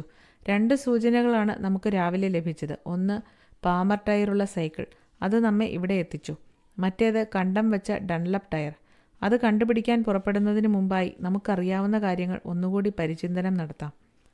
ആകസ്മിക സംഭവങ്ങൾ വേർതിരിച്ചെടുത്തെങ്കിലേ നമുക്കറിയാവുന്ന വിവരങ്ങൾ പരമാവധി പ്രയോജനപ്പെടുത്താൻ കഴിയൂ. പ്രഭുവിൻ്റെ മകൻ സ്വമനസാലെ ജനൽ വഴി ഇറങ്ങി പുറപ്പെട്ടതാണ്. കൂടെ ആരെങ്കിലും ഉണ്ടാവുകയോ ഉണ്ടാവാതിരിക്കുകയോ ചെയ്യാം. ഇത്രയും തീർച്ച. ഞാൻ സമ്മതിച്ചു. ഭാഗ്യഹീനനായ ഈ പാവം അധ്യാപകൻ്റെ കാര്യമോ? ശരിയാം വിധം വസ്ത്രങ്ങൾ ധരിച്ചാണ് പയ്യൻ ഇറങ്ങിത്തിരിച്ചത്. അതുകൊണ്ട് ചെയ്യാൻ പോകുന്നത് അവൻ നേരത്തെ തീരുമാനിച്ചിരുന്നു എന്ന് വേണം കരുതാൻ. അതേസമയം അധ്യാപകനാകട്ടെ സോക്സ് പോലും ഇടാൻ നേരം കിട്ടിയില്ല. അത്ര തിടുക്കത്തിലായിരുന്നു അയാൾ പ്രവർത്തിച്ചത്. സംശയമില്ല. അയാൾ എന്തിന് അങ്ങനെ ഇറങ്ങിത്തിരിച്ചു? പയ്യൻ ജനൽ വഴി ഇറങ്ങി ഓടിപ്പോകുന്നത് തൻ്റെ മുറിയിൽ നിന്ന് അയാൾ കണ്ടിരിക്കും. അവനെ പിന്തുടർന്ന് തിരിച്ചുപിടിക്കാൻ അയാൾ തീരുമാനിച്ചിട്ടുണ്ടാവും. തൻ്റെ സൈക്കിളും എടുത്ത് അവൻ്റെ പിന്നാലെ പറന്ന് അയാൾ മരണത്തിലേക്ക് ചെന്ന് വീഴുകയും ചെയ്തു. അങ്ങനെ വേണം വിചാരിക്കാൻ. ഇനിയാണ് എൻ്റെ വാദഗതിയുടെ പ്രധാനമായ വശം. ഒരു കൊച്ചുകുട്ടിയെ പിടികൂടുന്നതിന് സാധാരണഗതിയിൽ ആരും അവൻ്റെ പിന്നാലെ ഓടുകയേയുള്ളൂ. ഓടിയാൽ എത്താവുന്നതേയുള്ളൂ എന്ന് ആർക്കും അറിയാം. എന്നാൽ ഈ ജർമ്മൻ ചെയ്തത് അങ്ങനെയല്ല. അയാൾ സൈക്കിളും എടുത്താണ് പയ്യൻ്റെ പിന്നാലെ പാഞ്ഞത്. അയാൾ അതിവേഗത്തിൽ സൈക്കിൾ ചവിട്ടുമെന്നാണ് ഞാൻ മനസ്സിലാക്കിയത്. ദ്രുതഗതിയിലുള്ള ഏതോ പലായന മാർഗം പയ്യൻ സ്വീകരിച്ചതുകൊണ്ടായിരിക്കണം ഹെഡ്ഗർ ഇങ്ങനെ ചെയ്തത്. ഒരുപക്ഷെ മറ്റേ സൈക്കിൾ? ശരി, പറഞ്ഞു വരട്ടെ. സ്കൂളിൽ നിന്നും 5 മൈൽ അകലെ വെച്ചാണ് അയാൾക്ക് മരണം സംഭവിച്ചത്. വെടിയേറ്റല്ല മരണം. കൊച്ചുകുട്ടിയും ചിലപ്പോൾ കാഞ്ചി വലിച്ചുവെന്നിരിക്കും. എന്നാൽ ഇവിടെ തികച്ചും രാക്ഷസീയമായ ഒരു പ്രഹരമേറ്റാണ് ഹെഡ്ഗർ മരിച്ചിരിക്കുന്നത്. കരുത്തനായ ഒരാൾക്ക് അങ്ങനെയൊരാഘാതം ഏൽപ്പിക്കാൻ കഴിയൂ. അങ്ങനെയാകുമ്പോൾ പയ്യൻ്റെ കൂടെ മറ്റാരോ ഉണ്ടായിരുന്നിരിക്കണം. വിദഗ്ധനായ ഒരു സൈക്കിൾ സവാരിക്കാരനായിരുന്നിട്ട് പോലും 5 മൈൽ യാത്ര ചെയ്തതിന് ശേഷമാണ് ഹെഡ്ഗർക്ക് ഒപ്പമെത്താൻ കഴിഞ്ഞത്. അതിൻ്റെ അർത്ഥം അത്ര വേഗതയിലായിരുന്നു യാത്രയെന്നാണ്. ദുരന്തം നടന്ന സ്ഥലത്ത് പരിശോധിച്ചാലോ എന്താണ് കാണാൻ കഴിയുക? കന്നുകാലികളുടെ കുളമ്പടയാളങ്ങളല്ലാതെ മറ്റൊന്നുമില്ല. 50 വാരയ്ക്കുള്ളിൽ മറ്റൊരു വഴിയുമില്ല. ആ സ്ഥിതിക്ക് യഥാർത്ഥ കൊലപാതകി മറ്റൊരു സൈക്കിളിലല്ല വന്നിരിക്കുന്നത്. അടുത്തെങ്ങും മനുഷ്യൻ്റെ കാൽപ്പാടുകളും കാണുന്നില്ലല്ലോ. ഹോംസ്, ഇത് അസാധ്യമാണ്, ഞാൻ പറഞ്ഞു. പ്രശംസനീയം, അർത്ഥവത്തായ അഭിപ്രായം. ഞാൻ പറഞ്ഞ രീതിയിൽ ഇത് അസാധ്യം തന്നെ. അപ്പോൾ തെറ്റായിട്ടായിരിക്കാം ഞാൻ പറഞ്ഞത്. താങ്കളും ഇത് നേരിൽ കണ്ടതല്ലേ? എന്തു തോന്നുന്നു? വീഴ്ചയിൽ തലയോട് തകരില്ലേ? ഈ ചതുപ്പ് നിലത്തിലോ വാട്സൺ? എനിക്കൊന്നും പറയാനില്ല. ഛേ, ഇതിലും ദുഷ്കരമായ പ്രശ്നങ്ങൾ പലതും നാം പരിഹരിച്ചിട്ടുണ്ട്. ഇവിടെ ഒന്നുമില്ലെങ്കിലും നമ്മുടെ കയ്യിൽ ഇത്രയും തെളിവുകളില്ലേ? അത് നാം പ്രയോജനപ്പെടുത്തിയാൽ മതി. വരൂ, പാമറിൻ്റെ അന്വേഷണം അവസാനിച്ച സ്ഥിതിക്ക് ഇനി ഡൺലപ്പിൽ നിന്ന് എന്ത് കിട്ടുമെന്ന് നോക്കാം. ടയർ പതിഞ്ഞ അടയാളം നോക്കി ഞങ്ങൾ കുറേ ദൂരം മുന്നോട്ട് നടന്നു. പെട്ടെന്ന് പാത വളഞ്ഞു തിരിഞ്ഞ് കൈത്തോടിൽ നിന്ന് അകലെയായി ടയർ അടയാളങ്ങൾ സഹായകമല്ലാത്ത അവസ്ഥ. ഡൺലപ്പ് ടയർ അവസാനമായി കണ്ടെടുത്തു നിന്ന് ഒന്നുകിൽ ഞങ്ങളുടെ ഇടതുവശത്ത് ഏതാനും മൈലുകൾക്കപ്പുറം കാണുന്ന ഹോൾഡർനെസ് ഹാളിലേക്ക് പോകാം, അല്ലെങ്കിൽ ചെസ്റ്റർഫീൽഡ് ഹൈറോഡിലേക്ക് കയറി ഞങ്ങളുടെ മുന്നിൽ കാണുന്ന ഗ്രാമത്തിലേക്ക് പോകാം. ഞങ്ങൾ ഏതായാലും ഗ്രാമത്തിലെ ആ വൃത്തികെട്ട സത്രത്തിലേക്ക് തന്നെ നീങ്ങി. വാതിലിന് മുകളിൽ അങ്കക്കോഴിയുടെ ചിത്രം രേഖപ്പെടുത്തിയിരിക്കുന്ന ആ സത്രത്തിന് മുന്നിലെത്തിയപ്പോൾ പൊടുന്നനെ അസഹ്യമായ വേദനയാൽ എന്നോണം കരഞ്ഞു വിളിച്ചുകൊണ്ട് ഹോംസ് വീഴാതിരിക്കാനായി എൻ്റെ തോളിൽ ബലമായി കടന്നു പിടിച്ചു. കാലിൻ്റെ കണ്ണയ്ക്കുള്ള വേദന സഹിക്കവയ്യാതെ ഒരുവിധം വലിഞ്ഞിഴഞ്ഞ് ഹോംസ് സത്രത്തിൻ്റെ വരാന്തയിലേക്ക് കയറി. വാതിൽപ്പടിയിൽ തന്നെ പ്രായമായ ഒരു മനുഷ്യൻ കുത്തിയിരുന്ന് പുകവലിക്കുന്നുണ്ടായിരുന്നു. എന്തൊക്കെയുണ്ട്, സൗഖ്യം തന്നെയല്ലേ റൂബൻ ഹെയ്സ്? ഹോംസ് കുശലം ചോദിച്ചു. നിങ്ങളാര്? ഏതോ അടുത്ത ചങ്ങാതിയെപ്പോലെ എൻ്റെ പേര് വിളിക്കാൻ എന്ത് പരിചയം നമ്മൾ തമ്മിൽ? അയാളുടെ കൗശലം നിറഞ്ഞ കണ്ണുകളിൽ സംശയം ഓളം വെട്ടി. അതിനെന്തിനു പരിചയം? നിങ്ങളുടെ തലയ്ക്ക് മുകളിൽ ഇത്ര വ്യക്തമായി തന്നെ പേരെഴുതി വെച്ചിരിക്കുമ്പോഴാണോ ഇത്രയ്ക്ക് ബുദ്ധിമുട്ട്? പിന്നെ വീടിൻ്റെ ഉടമസ്ഥനെ കണ്ടാൽ തിരിച്ചറിയാനും എനിക്ക് കഴിയും. അതിരിക്കട്ടെ, ഇവിടെ വണ്ടി എന്തെങ്കിലും ഉണ്ടോ? ഇല്ല. എൻ്റെ കാല് തറയിൽ ചവിട്ടാൻ വയ്യ. തറയിൽ ചവിട്ടരുത്, ഉരുളക്കുപ്പേരി പോലെ ആയിരുന്നു ഹോംസിന് കിട്ടിയ മറുപടി. എനിക്ക് ഒരടി നടക്കാൻ വയ്യ. നടക്കാൻ വയ്യെങ്കിൽ ചാടണം. റൂബൻ ഹെയ്സിൻ്റെ പ്രകൃതം അത്ര പ്രസന്നമായിരുന്നില്ലെങ്കിലും ഹോംസ് അത് പ്രശംസനീയമാംവിധം ശാന്തമായി നേരിട്ടു. നോക്കൂ, അയാളെ വശീകരിക്കാൻ ശ്രമിച്ചുകൊണ്ട് ഹോംസ് പറഞ്ഞു. വല്ലാത്തൊരു അവസ്ഥയിലാണ് ഞാൻ പെട്ടിരിക്കുന്നത്. എന്നെക്കുറിച്ചാണെങ്കിൽ എനിക്ക് അങ്കലാപ്പില്ല. എനിക്കുമില്ല, ആ മുരടൻ സത്രമുടമ പറഞ്ഞു. കാര്യം വളരെ പ്രധാനമാണ്. ഒരു സൈക്കിൾ തന്നാൽ വാടകയായി 1 പവൻ തരാം. അത് കേട്ടപ്പോൾ അയാൾ ചെവി ചൊറിഞ്ഞു. നിങ്ങൾക്ക് എവിടെയാണ് പോകേണ്ടത്? ഹോൾഡർനെസ് ഹാളിലേക്ക്. പ്രഭുവിൻ്റെ ആൾക്കാരായിരിക്കും. ചേറു നിറഞ്ഞ ഞങ്ങളുടെ വസ്ത്രങ്ങളിലേക്ക് നോക്കി പരിഹാസത്തോടെ അയാൾ പറഞ്ഞു. പ്രഭുവിനെ ഞങ്ങളെ കാണുന്നത് സന്തോഷമായിരിക്കും. സൗമ്യമായി ചിരിച്ചുകൊണ്ട് ഹോംസ് പറഞ്ഞു. എന്തുകൊണ്ട്? അദ്ദേഹത്തിൻ്റെ കാണാതായ മകനെക്കുറിച്ചുള്ള വിവരവുമായാണ് ഞങ്ങൾ വന്നിരിക്കുന്നത്. സത്രമുടമയുടെ ഭാവം പെട്ടെന്ന് മാറി. എന്ത്, നിങ്ങൾ പയ്യനെ തിരക്കി ഇറങ്ങിയിരിക്കുകയാണോ? അവൻ ലിവർപൂളിൽ ഉണ്ടെന്ന വിവരം കിട്ടിയിട്ടുണ്ട്. ഏത് സമയവും അവനെ പിടികൂടാം. കുറ്റിരോമം നിറഞ്ഞ ആ മുഖത്ത് പിന്നെയും ഭാവം മാറി. അയാളുടെ പെരുമാറ്റം പെട്ടെന്ന് ഹൃദ്യമായി. പ്രഭുവിന് നല്ലത് വരട്ടെ എന്ന് പറയേണ്ട ആവശ്യം എനിക്കില്ല, അയാൾ പറഞ്ഞു. നിങ്ങൾക്കറിയുമോ, ഞാൻ അദ്ദേഹത്തിൻ്റെ വണ്ടിക്കാരനായിരുന്നു വളരെ നാൾ. വെറും വണ്ടിക്കാരനൊന്നുമല്ല, മൂപ്പൻ. വളരെ ക്രൂരമായിട്ടാണ് അദ്ദേഹം എന്നും എന്നോട് പെരുമാറിപ്പോന്നിട്ടുള്ളത്. ഒടുവിൽ ഒരു ഏഷണിക്കാരൻ്റെ വാക്കുകേട്ട് അദ്ദേഹം എന്നെ പിരിച്ചുവിട്ടു. ഏതായാലും അദ്ദേഹത്തിൻ്റെ മകൻ ലിവർപൂളിൽ ഉണ്ടെന്നറിവായല്ലോ. സന്തോഷം തന്നെ. നിങ്ങളെ പ്രഭുവിൻ്റെ അടുക്കലെത്തിക്കുന്ന കാര്യത്തിൽ എന്നാലാവുന്ന സഹായം ഞാൻ ഏറ്റിരിക്കുന്നു. ഹോംസ് അയാൾക്ക് നന്ദി പറഞ്ഞു. ഏതായാലും ഞങ്ങൾക്ക് നന്നേ വിശക്കുന്നുണ്ട്. സൈക്കിൾ ശരിയാകുമ്പോഴേക്കും തിന്നാൻ എന്തെങ്കിലും തരപ്പെടുത്തണം. പക്ഷേ എൻ്റെ കൈവശം സൈക്കിൾ ഇല്ലല്ലോ. അപ്പോൾ ഹോംസ് 1 പവൻ എടുത്തു നീട്ടി. സൈക്കിൾ ഇല്ലെന്നല്ലേ ഞാൻ പറഞ്ഞത്. ഹാൾ വരെ പോകുന്നതിന് ഞാൻ നിങ്ങൾക്ക് 2 കുതിരയെ തരാം. കൊള്ളാം, ഹോംസ് പറഞ്ഞു. ഭക്ഷണത്തിന് ശേഷം നമുക്കിനി ആലോചിക്കാം. കല്ലുപാകിയ അടുക്കളയിൽ ഞങ്ങൾ തനിച്ചായപ്പോൾ നിമിഷനേരം കൊണ്ട് ഹോംസിൻ്റെ കണങ്കാലിലെ വേദന എങ്ങനെ മാറിയെന്നോർത്ത് അത്ഭുതപ്പെടുകയായിരുന്നു ഞാൻ. സമയം സന്ധ്യയോടടുത്തിരുന്നു. നേരം പുലർന്നതിൽ പിന്നെ ഞങ്ങൾ ഒന്നും കഴിച്ചിട്ടുമില്ല. അതുകൊണ്ട് ഭക്ഷണത്തിന് ഞങ്ങൾ കുറച്ച് സമയമെടുത്തു. ഹോംസ് ആകെ ചിന്താധീനനായിരുന്നു. 1-2 പ്രാവശ്യം അദ്ദേഹം ജനാലയ്ക്കൽ ചെന്ന് പുറത്തേക്ക് തുറിച്ചു നോക്കുന്നത് കണ്ടു. വൃത്തികെട്ട ഒരു നടുമുറ്റമായിരുന്നു ജനലിന് പുറത്ത്. ദൂരെ മൂലയ്ക്ക് ഒരാല. അവിടെ കരിപുരണ്ട കറുത്തൊരു ചെറുക്കൻ നിന്ന് പണിയെടുക്കുന്നു. അതിനരികു ചേർന്ന ലായം. അങ്ങനെ 1-2 പ്രാവശ്യത്തെ പുറംകാഴ്ചയ്ക്ക് ശേഷം കസേരയിൽ വന്നിരുന്ന ഹോംസ് വിസ്മയം ദ്യോതിപ്പിക്കുന്ന ശബ്ദത്തോടെ പെട്ടെന്ന് ചാടി എഴുന്നേറ്റു. വാട്സൺ, ഞാനത് കണ്ടുപിടിച്ചെന്ന് തോന്നുന്നു, അദ്ദേഹം വിളിച്ചു പറഞ്ഞു. അതെ അതെ, അതുതന്നെയായിരിക്കണം. വാട്സൺ, ഇന്ന് കാലിക്കുളമ്പടികൾ കണ്ടത് ഓർക്കുന്നുണ്ടോ? ഉവ്. എവിടെ? പലയിടത്തും.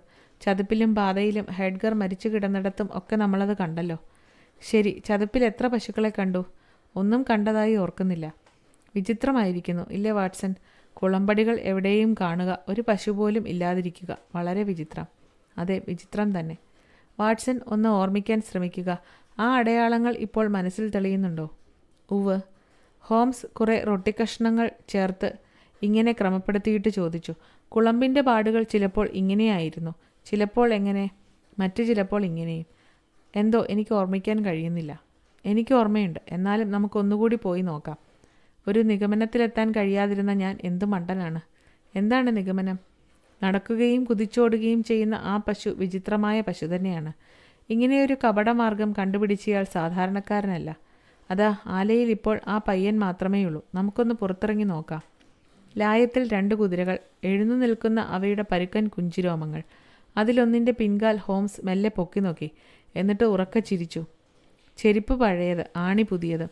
ഏതായാലും ഇതൊരു ക്ലാസിക് കേസാണ്. വരൂ, നമുക്ക് ആലയിലേക്ക് പോകാം. പയ്യൻ തൻ്റെ ജോലി തുടർന്നതല്ലാതെ ഞങ്ങളെ തെല്ലും ഗൗനിച്ചതേയില്ല. അവിടെ തറയിലാകെ ചിതറിക്കിടക്കുന്ന തടിക്കഷ്ണങ്ങളിലും ഇരുമ്പുകൂനകളിലുമായിരുന്നു ഹോംസിൻ്റെ സർവ്വശ്രദ്ധയും. പൊടുന്നനെ പിന്നിൽ കനത്ത കാലച്ചുകൾ കേൾക്കായി. തിരിഞ്ഞു നോക്കുമ്പോൾ ക്രൂരമായ ദൃഷ്ടികളുമായി റൂബൻ ഹെയ്സ്. വിടർന്നു നീണ്ട പുരികങ്ങളുടെ താഴെ കോപത്താൽ ചുവന്ന കണ്ണുകൾ. രാക്ഷസീയമാണ് അവയിൽ തിളങ്ങുന്ന ഭാവം. കയ്യിൽ ഒരു ഇരുമ്പ് വടിയുമായി അയാൾ ഞങ്ങൾക്കു നേരെ പാഞ്ഞെടുത്തു.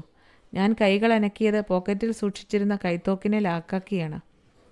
നരകത്തിന്ന് വന്ന ചാരന്മാരെ, അയാൾ അലറി, നിങ്ങളിവിടെ എന്തെടുക്കുന്നു? എന്താണിത് മിസ്റ്റർ റൂബൻ ഹെയ്സ്? ഹോംസ് വളരെ ശാന്തനായി പറഞ്ഞു. ഞങ്ങളെന്തോ രഹസ്യം കണ്ടുപിടിക്കുമെന്ന് ഭയപ്പെടുന്നത് പോലുണ്ടല്ലോ നിങ്ങളുടെ ഭാവം. പേടിപ്പെടുത്തുന്ന ഒരു പൊട്ടിച്ചിരിയായിരുന്നു ഹോംസിന് അയാൾ കൊടുത്ത മറുപടി. അയാളിൽ നേരത്തെ പ്രകടമായി കണ്ട ക്രോധത്തെക്കാളേറെ വന്യവും ഭീകരവുമായിരുന്നു അത്. സ്വാഗതം കൂട്ടരെ. അയാൾ സ്വരം മാറ്റി. നിങ്ങൾക്കെൻ്റെ ആലയിൽ നിന്ന് എന്തു വേണമെങ്കിലും കണ്ടെടുക്കാം. എന്നാൽ ഒന്നുണ്ട്, എൻ്റെ അനുവാദമില്ലാതെ ആരും ഇവിടെ പരതി നടക്കുന്നത് എനിക്കിഷ്ടമല്ല. അതുകൊണ്ട് എൻ്റെ കൂലി തന്ന് ഉടൻ തന്നെ മാനമായി മടങ്ങിയാൽ അത്രയും നന്ന്. ഞങ്ങൾ ഒരു കുഴപ്പവും ഉണ്ടാക്കാൻ വന്നതല്ല റൂബൻ, ഹോംസ് പറഞ്ഞു. ഞങ്ങൾ ഈ കുതിരകളെ ഒന്ന് നോക്കിക്കാണുകയായിരുന്നു. ഏതായാലും ഇവിടെ നിന്നും മാളികയിലേക്ക് അധികം അകലമില്ലല്ലോ. നടന്നു തന്നെ പൊയ്ക്കളയാം എന്ന് വിചാരിക്കുന്നു. അതെ, കൂടിയാൽ 2 മൈലിലധികം വരില്ല. ഇടത്തോട്ട് കാണുന്ന വഴിയിലൂടെ നേരെ പോയാൽ മതി. കണ്ണിൽ നിന്ന് മറയുന്നത് വരെ ഞങ്ങളെ തന്നെ കണ്ണിമയ്ക്കാതെ നോക്കി നിൽക്കുകയായിരുന്നു റൂബൻ. എന്നാൽ ആ വഴിയിലൂടെ അധിക ദൂരം ഞങ്ങൾ നടന്നില്ല. അയാളുടെ കാഴ്ചയിൽ നിന്ന് മറയുന്ന ഒരു തിരിവിലെത്തിയപ്പോൾ ഞങ്ങൾ നിന്നു. ആ സത്രത്തിൽ നല്ല ചൂടുണ്ടായിരുന്നു. ഇപ്പോൾ ആകെ ഒരു തണുപ്പ്. വയ്യ, എനിക്ക് അവിടം വിട്ടു പോരാൻ വയ്യ, ഹോംസ് പറഞ്ഞു. എനിക്കും അത് അനുഭവപ്പെടാതിരുന്നില്ല. ഏതായാലും ഈ റൂബൻ ഹെയ്സിന് സകല വിവരങ്ങളും അറിയാമെന്ന് തോന്നുന്നു. പ്രത്യക്ഷത്തിൽ തന്നെ ഇത്ര വില്ലനായ ഒരാളെ ഞാൻ ഇതിനു മുമ്പ് കണ്ടിട്ടില്ല. നിങ്ങളെ അയാൾ വല്ലാതെ വശീകരിച്ചു കളഞ്ഞു അല്ലേ വാട്സൺ? നമ്മൾ അവിടെ കുതിരകളെ കണ്ടു, പിന്നെ ആല. ഏതായാലും ഈ അങ്കക്കോഴി വളരെ വിചിത്രമായ സ്ഥലം തന്നെ. നമുക്ക് രഹസ്യമായി ആ സ്ഥലം ഒന്നുകൂടി കണ്ടുവരാം. ദൈർഘ്യമേറിയതും കിഴുക്കാംതൂക്കുമായ വഴി. ചുണ്ണാമ്പ് കല്ലുകൾ നിരന്നു കിടക്കുന്നു. വഴിയിൽ നിന്നും അകന്നു മാറി ആ പാറയിൽ കയറി നിന്ന് നോക്കിയാൽ ഹോൾഡർനെസ് ഹാൾ അങ്ങ് ദൂരത്തിൽ കാണാം. അപ്പോഴാണ് അതിവേഗത്തിൽ സൈക്കിൾ ഓടിച്ചു വരുന്ന ഒരാളുടെ രൂപം ഞങ്ങളുടെ ശ്രദ്ധയിൽപ്പെട്ടത്. താഴേക്കിരിക്കൂ വാട്സൺ, എൻ്റെ ചുമലിൽ പിടിച്ച് താഴ്ത്തിക്കൊണ്ട് ഹോംസ് പറഞ്ഞു. ഞങ്ങൾ താഴേക്കിരുന്നതും സൈക്കിൾ യാത്രക്കാരൻ ഞങ്ങളെ കടന്നുപോയതും ഒപ്പമായിരുന്നു. ഉയർന്നു പൊങ്ങിയ പൊടിയിലൂടെയും ആളിൻ്റെ മുഖം എനിക്ക് വ്യക്തമായി മനസ്സിലാക്കാൻ കഴിഞ്ഞു. വേവലാതി പൂണ്ട ആ മുഖം വിളറിയിരുന്നു. ചകിതമായ മിഴികൾ മുന്നിലേക്ക് ഭ്രാന്തമായി തുറിച്ചു നോക്കുന്നുണ്ടായിരുന്നു. തലേന്ന് രാത്രിയിൽ കണ്ട ജെയിംസ് വൈൽഡറുടെ ഒരു കാർട്ടൂൺ പതിപ്പായിരുന്നു അത്. പ്രഭുവിൻ്റെ സെക്രട്ടറി, ഹോംസ് പറഞ്ഞു. വരൂ, അയാൾ എന്താണ് ചെയ്യുന്നതെന്ന് നമുക്ക് നോക്കാം. പാറക്കൂട്ടങ്ങളിലൂടെ ചാടിച്ചാടി ഞങ്ങൾ സത്രത്തിൻ്റെ അടുത്തെത്തി മറഞ്ഞു നിന്നു. വൈൽഡറുടെ സൈക്കിൾ പുറത്ത് മതിലിൽ ചാരി വെച്ചിരിക്കുന്നു. മനുഷ്യവാസത്തിൻ്റേതായ ചലനങ്ങളൊന്നും സത്രത്തിൽ കാണാനുണ്ടായിരുന്നില്ല. ഹോൾഡർനെസ് ഹാളിൻ്റെ ഗോപുരങ്ങൾക്ക് പിന്നിൽ സൂര്യൻ മറഞ്ഞതോടെ സത്രവും പരിസരങ്ങളും അന്തിവെളിച്ചത്തിൽ മങ്ങി. ആ മങ്ങലിൽ ലായത്തിൽ 2 വിളക്കുകൾ തെളിഞ്ഞു. തുടർന്ന് കുളമ്പടികളുടെ ശബ്ദം. ചെസ്റ്റർഫീൽഡിനെ ലക്ഷ്യമാക്കി അതിവേഗം ഒരു വണ്ടി പാഞ്ഞു പോകുന്നു. വാട്സൺ, അതെന്തായിരിക്കും? ഹോംസ് സ്വരം താഴ്ത്തി ചോദിച്ചു. പാലായനം. വണ്ടിയിൽ ഒരാളേയുള്ളൂ, അത് വൈൽഡർ അല്ല. അയാൾ അതാ വാതിൽക്കൽ നിൽപ്പുണ്ട്. ആ ഇരുട്ടിൽ ഒരു ചുവന്ന വിളക്ക് തെളിഞ്ഞു. ആ പ്രകാശത്തിൽ സെക്രട്ടറിയുടെ രൂപം ഇപ്പോൾ വ്യക്തമായി മനസ്സിലാക്കാം. അയാളുടെ തല വാതിൽക്കൽ നിന്ന് പുറത്തെ ഇരുട്ടിലേക്ക് ആരുടെയോ വരവ് പ്രതീക്ഷിച്ചെന്നോണം നീണ്ടിരിക്കുന്നു. അധികനേരം കഴിഞ്ഞില്ല. കനത്ത കാലടി ശബ്ദങ്ങൾ പിന്നെയും ഉയർന്നു കേൾക്കായി. മറ്റൊരു രൂപം കൂടി അങ്ങോട്ട് നടന്നെടുക്കുന്നു. വാതിലടഞ്ഞു. സകല കാഴ്ചകളെയും ഇരുട്ട് വിഴുങ്ങിക്കളഞ്ഞു. 5 മിനിറ്റ് കഴിഞ്ഞപ്പോൾ സത്രത്തിൻ്റെ 1-ാം നിലയിലെ മുറിയിൽ വീണ്ടും വിളക്ക് തെളിഞ്ഞു. ഈ അങ്കക്കോഴിയിൽ എന്തൊക്കെയാണ് നടക്കുന്നത്? ഹോംസ് ചോദിച്ചു. മദ്യശാല അങ്ങേ വശത്താണല്ലോ. അതെ, ഇവർ സ്വകാര്യ അതിഥികളാണ്. ഈ നേരത്ത് ജെയിംസ് വൈൽഡർ അവിടെ എന്താണ് ചെയ്യുന്നത്? ആരൊക്കെയാണ് അയാളുടെ സന്ദർശകർ? വരൂ വാട്സൺ, അപകടകരമാണെങ്കിൽ പോലും അതൊന്ന് അറിഞ്ഞേ പറ്റൂ. ഇരുട്ടിൻ്റെ മറപറ്റി മെല്ലെ ഇഴഞ്ഞിഴിഞ്ഞ് ഞങ്ങൾ സത്രത്തിൻ്റെ മുന്നിലുള്ള റോഡിലെത്തി. ഭിത്തിയിൽ ചാരി വെച്ചിരുന്ന സൈക്കിൾ ഇപ്പോഴും അവിടെ തന്നെയുണ്ട്. ഹോംസ് തീപ്പെട്ടിക്കൊള്ളി ഉരച്ച് അതിൻ്റെ പിൻചക്രം പരിശോധിച്ചു. കണ്ടം വെച്ച ആ ഡൺലപ്പ് ടയർ കണ്ടപ്പോൾ അദ്ദേഹത്തിന് ചിരിയടക്കാൻ കഴിഞ്ഞില്ല. ഞങ്ങൾക്ക് നേരെ മുകളിൽ നേരത്തെ വിളക്ക് തെളിഞ്ഞ ജനാല. വാട്സൺ, എനിക്ക് അതിനകത്തേക്കൊന്ന് നോക്കണം. ഭിത്തിയിൽ ചാരി താങ്കളൊന്ന് കുനിഞ്ഞു നിൽക്കുമോ? ഞാൻ നോക്കിക്കൊള്ളാം. ഞാൻ മെല്ലെ കുനിഞ്ഞു നിന്നു. എൻ്റെ ചുമലിൽ ചവിട്ടിക്കയറിയ ഹോംസ് ഒന്ന് നിവർന്നതിന് ശേഷം അപ്പോൾ തന്നെ താഴെ ഇറങ്ങുകയും ചെയ്തു. വരൂ സുഹൃത്തെ, അദ്ദേഹം പറഞ്ഞു. നമ്മൾ ഇന്ന് ധാരാളം ജോലി ചെയ്തു. നമുക്ക് ആവശ്യമുള്ള എല്ലാ വിവരങ്ങളും കിട്ടിക്കഴിഞ്ഞു. നമുക്ക് സ്കൂളിലേക്ക് തന്നെ മടങ്ങാം. താമസിക്കേണ്ട. വെളിമ്പ്രദേശങ്ങളും ചതുപ്പ് നിലങ്ങളും പിന്നിട്ട് സ്കൂളിലേക്ക് നീളുന്ന വഴിയിൽ ഹോംസ് ഒരക്ഷരം ഉരിയാടിയില്ല. സ്കൂളിലെത്തിയപ്പോൾ അദ്ദേഹം അകത്തേക്ക് കയറാതെ നേരെ പോയത് കമ്പി ആപ്പീസിലേക്കാണ്. അപമൃത്യുവിനിരയായ ആ ജർമ്മൻ അധ്യാപകന്റെ കാര്യമോർത്ത് വിഷാദിച്ചിരിക്കുന്ന ഡോക്ടർ ഹക്സ്റ്റബിളിനെ രാത്രിയിൽ ഹോംസ് സാന്ത്വനിപ്പിക്കുന്നത് കേട്ടു. അല്പം കഴിഞ്ഞപ്പോൾ രാവിലെ കണ്ട അതേ ഉന്മേഷത്തോടെ തന്നെ അദ്ദേഹം എൻ്റെ മുറിയിലേക്ക് കയറി വന്നു. എല്ലാം ഭംഗിയായി പുരോഗമിക്കുന്നു, അദ്ദേഹം പറഞ്ഞു. നാളെ സന്ധ്യയ്ക്ക് മുമ്പ് നമുക്ക് എല്ലാ രഹസ്യവും അനാവരണം ചെയ്യാൻ കഴിയും. പിറ്റേന്ന് രാവിലെ 11 മണിയോടെ ഞങ്ങൾ ഹോൾഡർനെസ് ഹാളിലെത്തി. മന്ദിരത്തെ ചുറ്റിപ്പോകുന്ന മനോഹരമായ നടക്കാവുകൾ, വാതിലുകളിലും ജനാലകളിലുമുള്ള കമനീയമായ പണിത്തരങ്ങൾ എലിസബത്തൻ കാലഘട്ടത്തിലെ നിർമ്മാണ വൈദഗ്ധ്യത്തെ വിളിച്ചറിയിക്കുന്നു. പ്രഭുവിൻ്റെ പഠനമുറിയിലേക്ക് ഞങ്ങൾ ആനയിക്കപ്പെട്ടു. സെക്രട്ടറി ജെയിംസ് വൈൽഡർ അത്യന്തം വിനീതനും മര്യാദക്കാരനുമായി അവിടെയിരിക്കുന്നു. രാത്രിയിലെ കനത്ത ഭീതിയിൽ നിന്നും ഇപ്പോഴും അയാൾ നിർമുക്തനായി കഴിഞ്ഞിട്ടില്ലെന്ന് വ്യക്തം. മുഖത്തെ ചുളിവുകളും കൺതടങ്ങളിലെ നിഴലുകളും അത് പ്രകടമാക്കിയിരിക്കുന്നു. നിങ്ങൾ പ്രഭുവിനെ കാണാൻ എത്തിയതായിരിക്കും. എന്നാൽ ഇന്ന് അദ്ദേഹത്തെ കാണാൻ നിവൃത്തിയില്ലാതെ വന്നതിൽ ഖേദിക്കുന്നു. മകൻ്റെ തിരോധാന വാർത്ത കേട്ടതിൽ പിന്നെ അദ്ദേഹം ആകെ അസ്വസ്ഥനാണ്. ഇന്നാണെങ്കിൽ അദ്ദേഹത്തിന് തീരെ സുഖവുമില്ല. നിങ്ങളുടെ അന്വേഷണത്തിൻ്റെ ഫലം അറിയിച്ചുകൊണ്ട് ഡോക്ടർ ഹക്സ്റ്റബിൾ അയച്ച കമ്പിയും ഇന്നലെ കിട്ടി. പക്ഷേ മിസ്റ്റർ വൈൽഡർ, ഞങ്ങൾക്ക് അദ്ദേഹത്തെ കണ്ടേ തീരൂ. അതിന് അദ്ദേഹം മുറിയിലാണല്ലോ. എന്നാൽ ഞാൻ അവിടേക്ക് ചെല്ലാം. പ്രഭു കിടക്കുകയാണെന്നാണ് എനിക്ക് തോന്നുന്നത്. എങ്കിൽ അവിടെ ചെന്ന് കാണാം. ഹോംസ് വഴങ്ങുന്നില്ലെന്ന് കണ്ടപ്പോൾ പിന്നെ കൂടുതൽ സംസാരിച്ചിട്ട് പ്രയോജനമില്ലെന്ന് സെക്രട്ടറിക്ക് തോന്നിയിട്ടുണ്ടാവും. ശരി മിസ്റ്റർ ഹോംസ്, ഞാൻ ചെന്ന് നിങ്ങൾ വന്ന വിവരം അദ്ദേഹത്തെ അറിയിച്ചു വരാം. പിന്നെയും ഏതാണ്ട് അരമണിക്കൂർ കഴിഞ്ഞപ്പോഴാണ് പ്രഭു വന്നത്.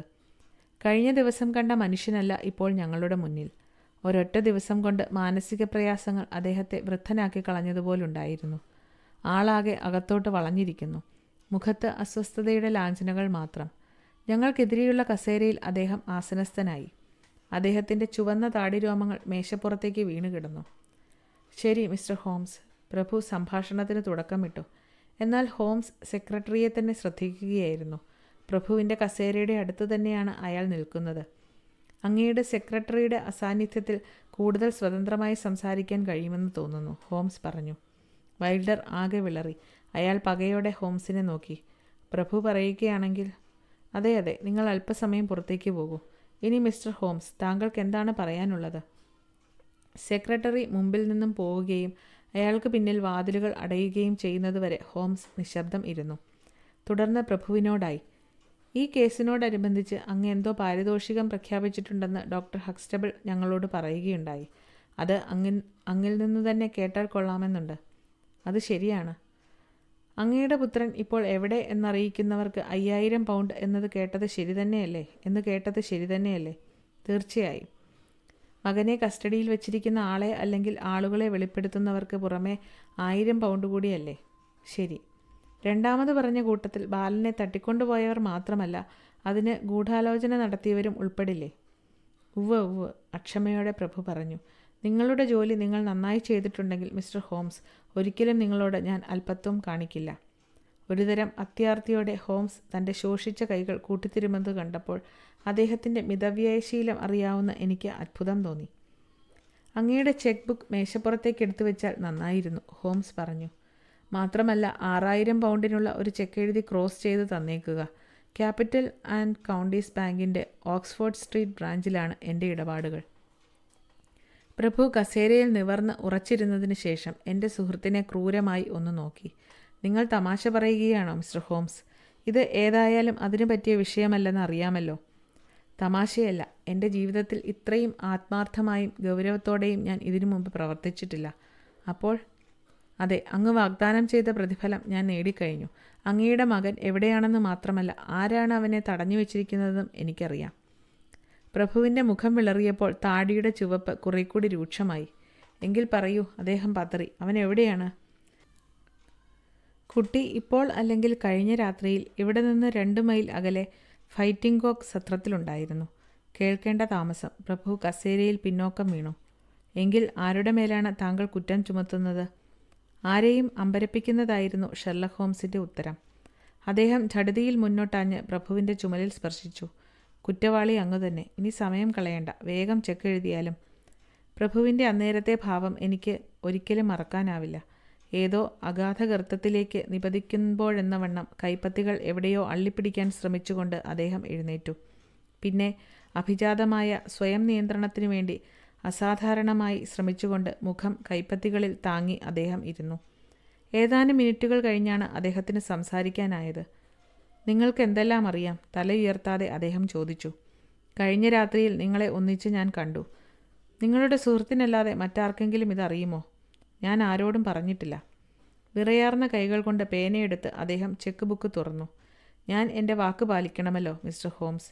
നിങ്ങളുടെ അന്വേഷണത്തിൻ്റെ ഫലം എന്നെ സംബന്ധിച്ച് സ്വാഗതാർഹമല്ലെങ്കിലും ഞാൻ നിങ്ങളുടെ ചെക്ക് എഴുതുന്നു. ഞാൻ ഈ ഓഫർ പരസ്യപ്പെടുത്തുമ്പോൾ ഇത്രയൊന്നും പ്രതീക്ഷിച്ചിരുന്നില്ല. ഏതായാലും നിങ്ങളും നിങ്ങളുടെ സുഹൃത്തും വിവേകമതികളാണല്ലോ, ഇല്ലേ മിസ്റ്റർ ഹോംസ്? അങ്ങ് പറയുന്നത് എനിക്ക് മനസ്സിലാകുന്നില്ല. ഞാൻ വ്യക്തമാക്കാം. ഇപ്പോൾ നിങ്ങൾ രണ്ടുപേർക്ക് മാത്രമേ ഈ സംഭവം അറിയാവൂ. എങ്കിൽ ഇനി മൂന്നാമതൊരാൾ കൂടി അതറിയേണ്ട കാര്യമില്ല. അപ്പോൾ ഞാൻ നിങ്ങൾക്ക് നൽകേണ്ടത് 12,000 പൗണ്ടാണ്, അല്ലേ? ഹോംസ് ചെറിയൊരു ചിരിയോടെ തലകുലുക്കി. പക്ഷേ പ്രഭു, കാര്യങ്ങൾ അത്ര എളുപ്പത്തിൽ ഒതുക്കി തീർക്കാൻ പറ്റില്ല. ആ അധ്യാപകൻ്റെ മരണത്തിന് സമാധാനം പറയണ്ടേ? അക്കാര്യത്തിൽ നിങ്ങൾ ജെയിംസിനെ പഴിക്കരുത്. അതിൽ അയാൾക്കൊരു പങ്കുമില്ല. നിർഭാഗ്യത്തിന് അയാൾ പണിയേൽപ്പിച്ച ആ തെമ്മാടിയാണ് അത് ചെയ്തത്. ഒരാൾ ഒരു കുറ്റം ചെയ്യാനിറങ്ങുമ്പോൾ അതുമായി ബന്ധപ്പെട്ട് സംഭവിക്കുന്ന മറ്റു കുറ്റകൃത്യങ്ങൾക്കും ധാർമ്മികമായി അയാൾ ഉത്തരവാദിത്തം വഹിച്ചേ പറ്റൂ, ഹോംസ് പറഞ്ഞു. ധാർമ്മികമായി ശരി തന്നെ. എന്നാൽ നിയമത്തിൻ്റെ ദൃഷ്ടിയിൽ കാര്യങ്ങൾ മറിച്ചല്ലേ?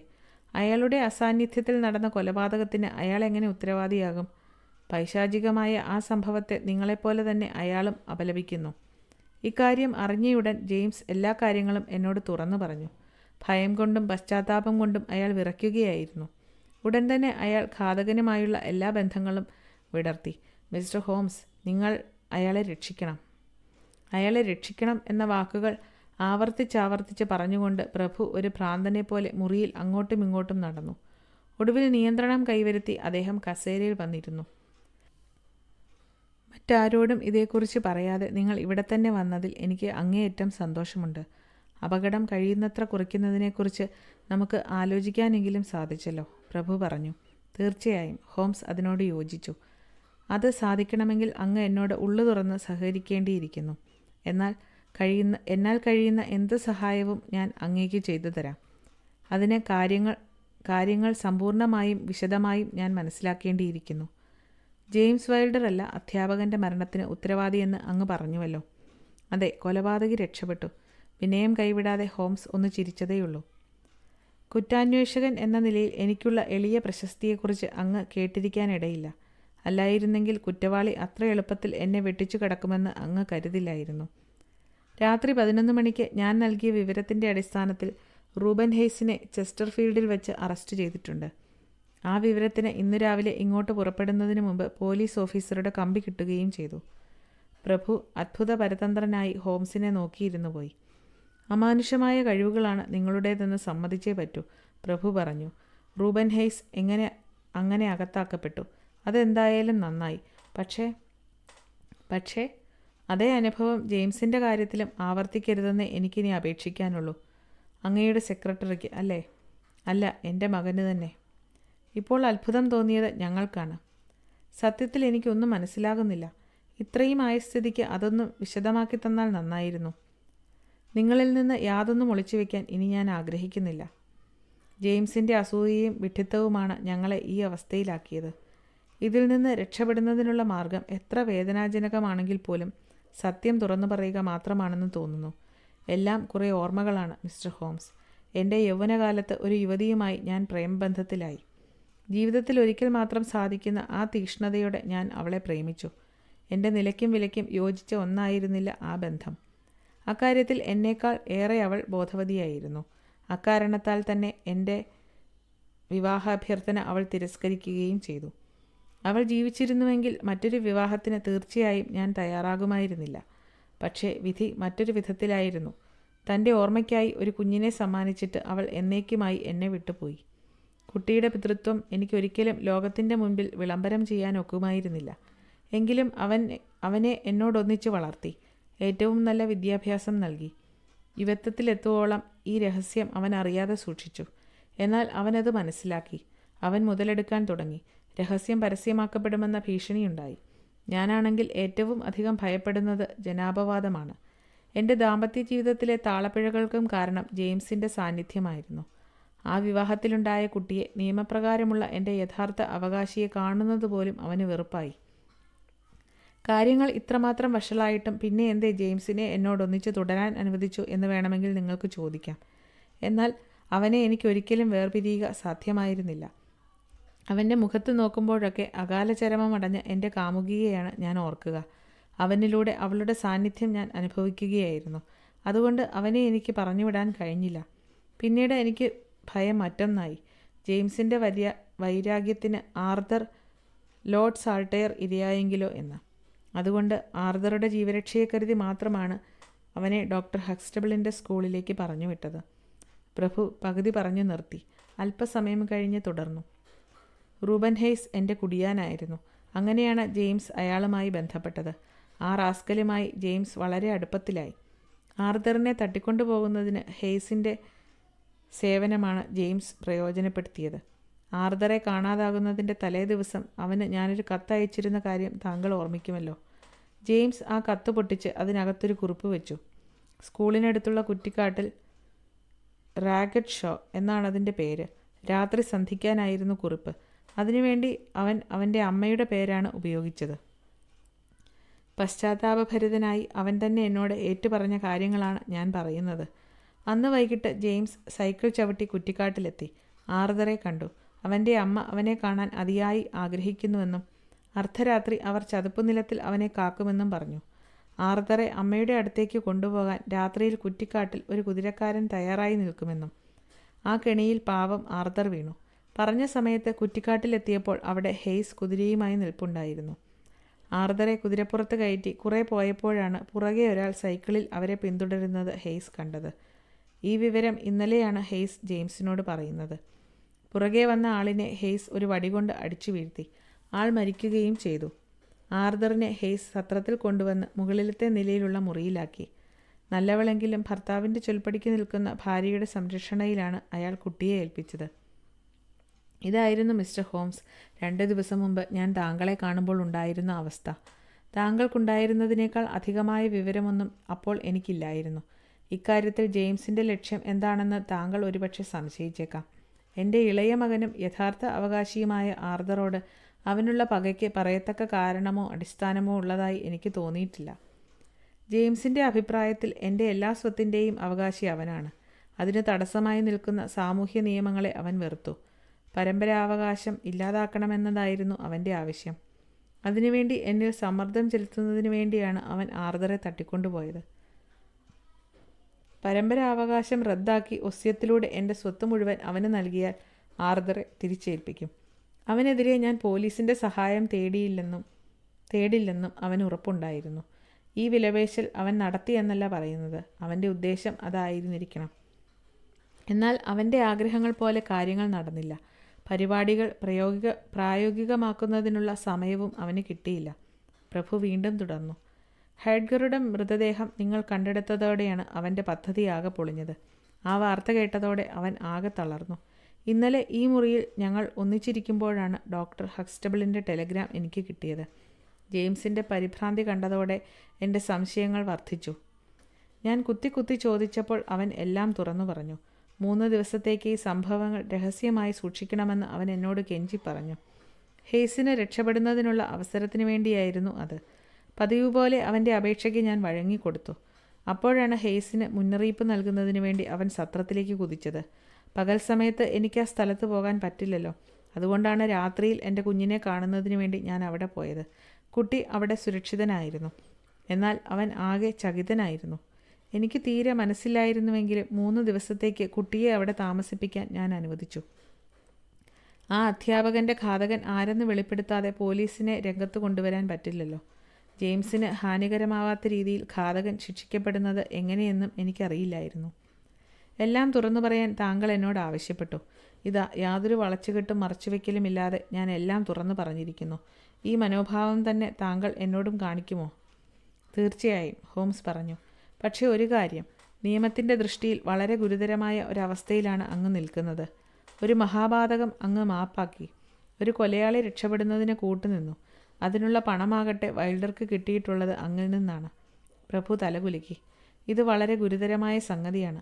എൻ്റെ അഭിപ്രായത്തിൽ ഇതിനേക്കാൾ കുറ്റകരമായ സംഗതി അങ്ങയുടെ ഇളയ മകനോടുള്ള സമീപനമാണ്. 3 ദിവസം ആ അഴുക്കിൽ കഴിയാനല്ലേ അങ്ങ് അവനെ അവിടെ വിട്ടിട്ട് പോന്നത്? അത് ചില നിബന്ധനകളിന്മേലാണ്. ഇത്തരം ആളുകൾക്ക് എന്ത് നിബന്ധനകൾ തന്നെ ഉണ്ടായാൽ എന്ത്? ആ കുട്ടിയെ ഇനിയും അവർ അവിടെ നിന്ന് നീക്കം ചെയ്യില്ല എന്നതിന് എന്താണുറപ്പ്? കുറ്റവാളിയായ മൂത്ത മകനെ പ്രീതിപ്പെടുത്തുന്നതിനു വേണ്ടി അങ്ങ് നിർദോഷിയായ ഇളയ മകനെ അനാവശ്യമായ അപകടത്തിൻ്റെ വക്കിൽ ഇരുത്തിയിട്ട് പോന്നു. ന്യായീകരണമില്ലാത്ത പ്രവൃത്തിയായിപ്പോയി അത്. തൻ്റെ സ്വന്തം മന്ദിരത്തിൽ വെച്ച് ഇത്തരം ഒരു വിലയിരുത്തൽ ഹോൾഡർനെസ്സിലെ അഭിമാനിയായ പ്രഭുവിന് സഹിക്കാവുന്നതായിരുന്നില്ല. അദ്ദേഹത്തിൻ്റെ നെറ്റിത്തടത്തിലേക്ക് രക്തം ഇരച്ചു കയറുന്നുണ്ടായിരുന്നു. മനസാക്ഷി അദ്ദേഹത്തെ നിശബ്ദനാക്കി. പേടിക്കാനില്ല, ഒരു വ്യവസ്ഥയിൽ ഞാൻ അങ്ങയെ സഹായിക്കാം, ഹോംസ് പറഞ്ഞു. ഞാൻ പറയുന്നത് പോലെ പ്രവർത്തിക്കണം എന്നതാണ് ആ വ്യവസ്ഥ. ആദ്യം മണിയടിച്ച് ഭൃത്യനെ വരുത്തൂ. ഒരക്ഷരം ഉരിയാടാതെ പ്രഭു ഇലക്ട്രിക് ബട്ടൺ അമർത്തി. ഒരു ഭൃത്യൻ പ്രവേശിച്ചു. നിങ്ങളുടെ കൊച്ചയജമാനനെ കണ്ടുകിട്ടിയിരിക്കുന്നു, ഹോംസ് ഭൃത്യനോട് പറഞ്ഞു. ഉടൻ തന്നെ ഒരു കുതിരവണ്ടി ഫൈറ്റിംഗ് കോക്ക് സത്രത്തിൽ ചെന്ന് ലോർഡ് സാൾട്ടേറെ കൂട്ടിക്കൊണ്ടുവരണമെന്ന് നിങ്ങളുടെ പ്രഭു ആഗ്രഹിക്കുന്നു. ഭൃത്യൻ പോയി കഴിഞ്ഞപ്പോൾ ഹോംസ് പ്രഭുവിനോടായി പറഞ്ഞു. ഇതാ പരിചാരകൻ ആഹ്ലാദത്തോടെ പോയിക്കഴിഞ്ഞു. ഭാവി ഭദ്രമായി കഴിഞ്ഞാൽ നമുക്ക് ഭൂതത്തോട് ഉദാരത കാണിക്കാം. എനിക്ക് യാതൊരു ഔദ്യോഗിക പദവിയുമില്ല. നീതി നിർവഹിക്കപ്പെടണം എന്നതൊഴിച്ചാൽ എനിക്കറിയാവുന്നതെല്ലാം വെളിപ്പെടുത്തണമെന്ന് എനിക്ക് യാതൊരു ബാധ്യതയുമില്ല. ഹെയ്സിനെ കാത്തു നിൽക്കുന്നത് കഴിവരമാണ്. അയാളെ രക്ഷിക്കാൻ ഞാനൊന്നും ചെയ്യില്ല. അവൻ എന്തൊക്കെ ഇനി കോടതിയിൽ പുലമ്പുമെന്ന് എനിക്കറിയില്ല. എന്നാലും നിശബ്ദനായിരിക്കുന്നതാണ് അവൻ്റെ താൽപ്പര്യത്തിന് നല്ലതെന്ന് അവനെ ബോധ്യപ്പെടുത്താൻ അങ്ങേക്ക് കഴിയും. പണം പിടുങ്ങാൻ വേണ്ടി അവൻ കുട്ടിയെ തട്ടിക്കൊണ്ടുപോയെന്നേ പോലീസ് കരുതുകയുള്ളൂ. അവർക്ക് അതിനപ്പുറം കണ്ടെത്താൻ കഴിയുന്നില്ലെങ്കിൽ ഞാനായിട്ട് അവരെ സഹായിക്കേണ്ട കാര്യമുണ്ടെന്നും തോന്നുന്നില്ല. ഇനി എനിക്ക് ഒരു മുന്നറിയിപ്പ് കൂടി നൽകാനുണ്ട്.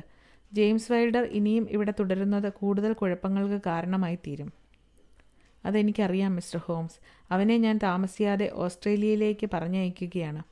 അങ്ങനെയെങ്കിൽ പ്രഭുവുമായി ബന്ധം പുനഃസ്ഥാപിക്കുന്നതിനും അങ്ങ് ശ്രമിക്കണം. ആ ബന്ധം മുറിയുന്നതിനുള്ള കാരണം ജെയിംസിൻ്റെ സാന്നിധ്യമാണെന്നല്ലേ അങ്ങ് പറഞ്ഞത്? ഞാൻ അതും തീരുമാനിച്ചു കഴിഞ്ഞു. ഇന്ന് രാവിലെ ഞാൻ പ്രഭുയ്ക്ക് കത്തയച്ചു കഴിഞ്ഞു. അങ്ങനെയെങ്കിൽ ഞങ്ങളുടെ ഹ്രസ്വമായ ഈ സന്ദർശനം കൊണ്ട് ആഹ്ലാദകരമായ ഇത്രയധികം കാര്യങ്ങൾ സാധിച്ചതിന് എനിക്കും എൻ്റെ സുഹൃത്തിനും സ്വയം അഭിനന്ദിക്കാമല്ലോ. ഇനി വേറൊരു കാര്യം കൂടി ചോദിച്ചറിയാനുണ്ട്. കാളക്കുളമ്പുകളുടെ മാതൃകയിലുള്ള ലാടമാണല്ലോ ഈ ഹെയ്സ് അയാളുടെ കുതിരയ്ക്ക് അടിച്ചിരിക്കുന്നത്. ഈ അസാധാരണമായ സൂത്രം വൈൽഡറുടെ ഭാവനയിൽ ഉരുത്തിരിഞ്ഞതാണോ? അത്ഭുതഭാവത്തിൽ പ്രഭു ഒരു നിമിഷം നിശബ്ദനായി നിന്നു. പിന്നെ അദ്ദേഹം വാതിൽ തുറന്ന് അതിവിശാലമായ ഒരു മുറിയിലേക്ക് ഞങ്ങളെ ആനയിച്ചു. ഒരു മ്യൂസിയം, നിറയെ ചില്ലലമാരകൾ, ചരിത്രത്തിൻ്റെ കഴിഞ്ഞ ഏടുകൾ മറിക്കുന്ന അനുഭവം.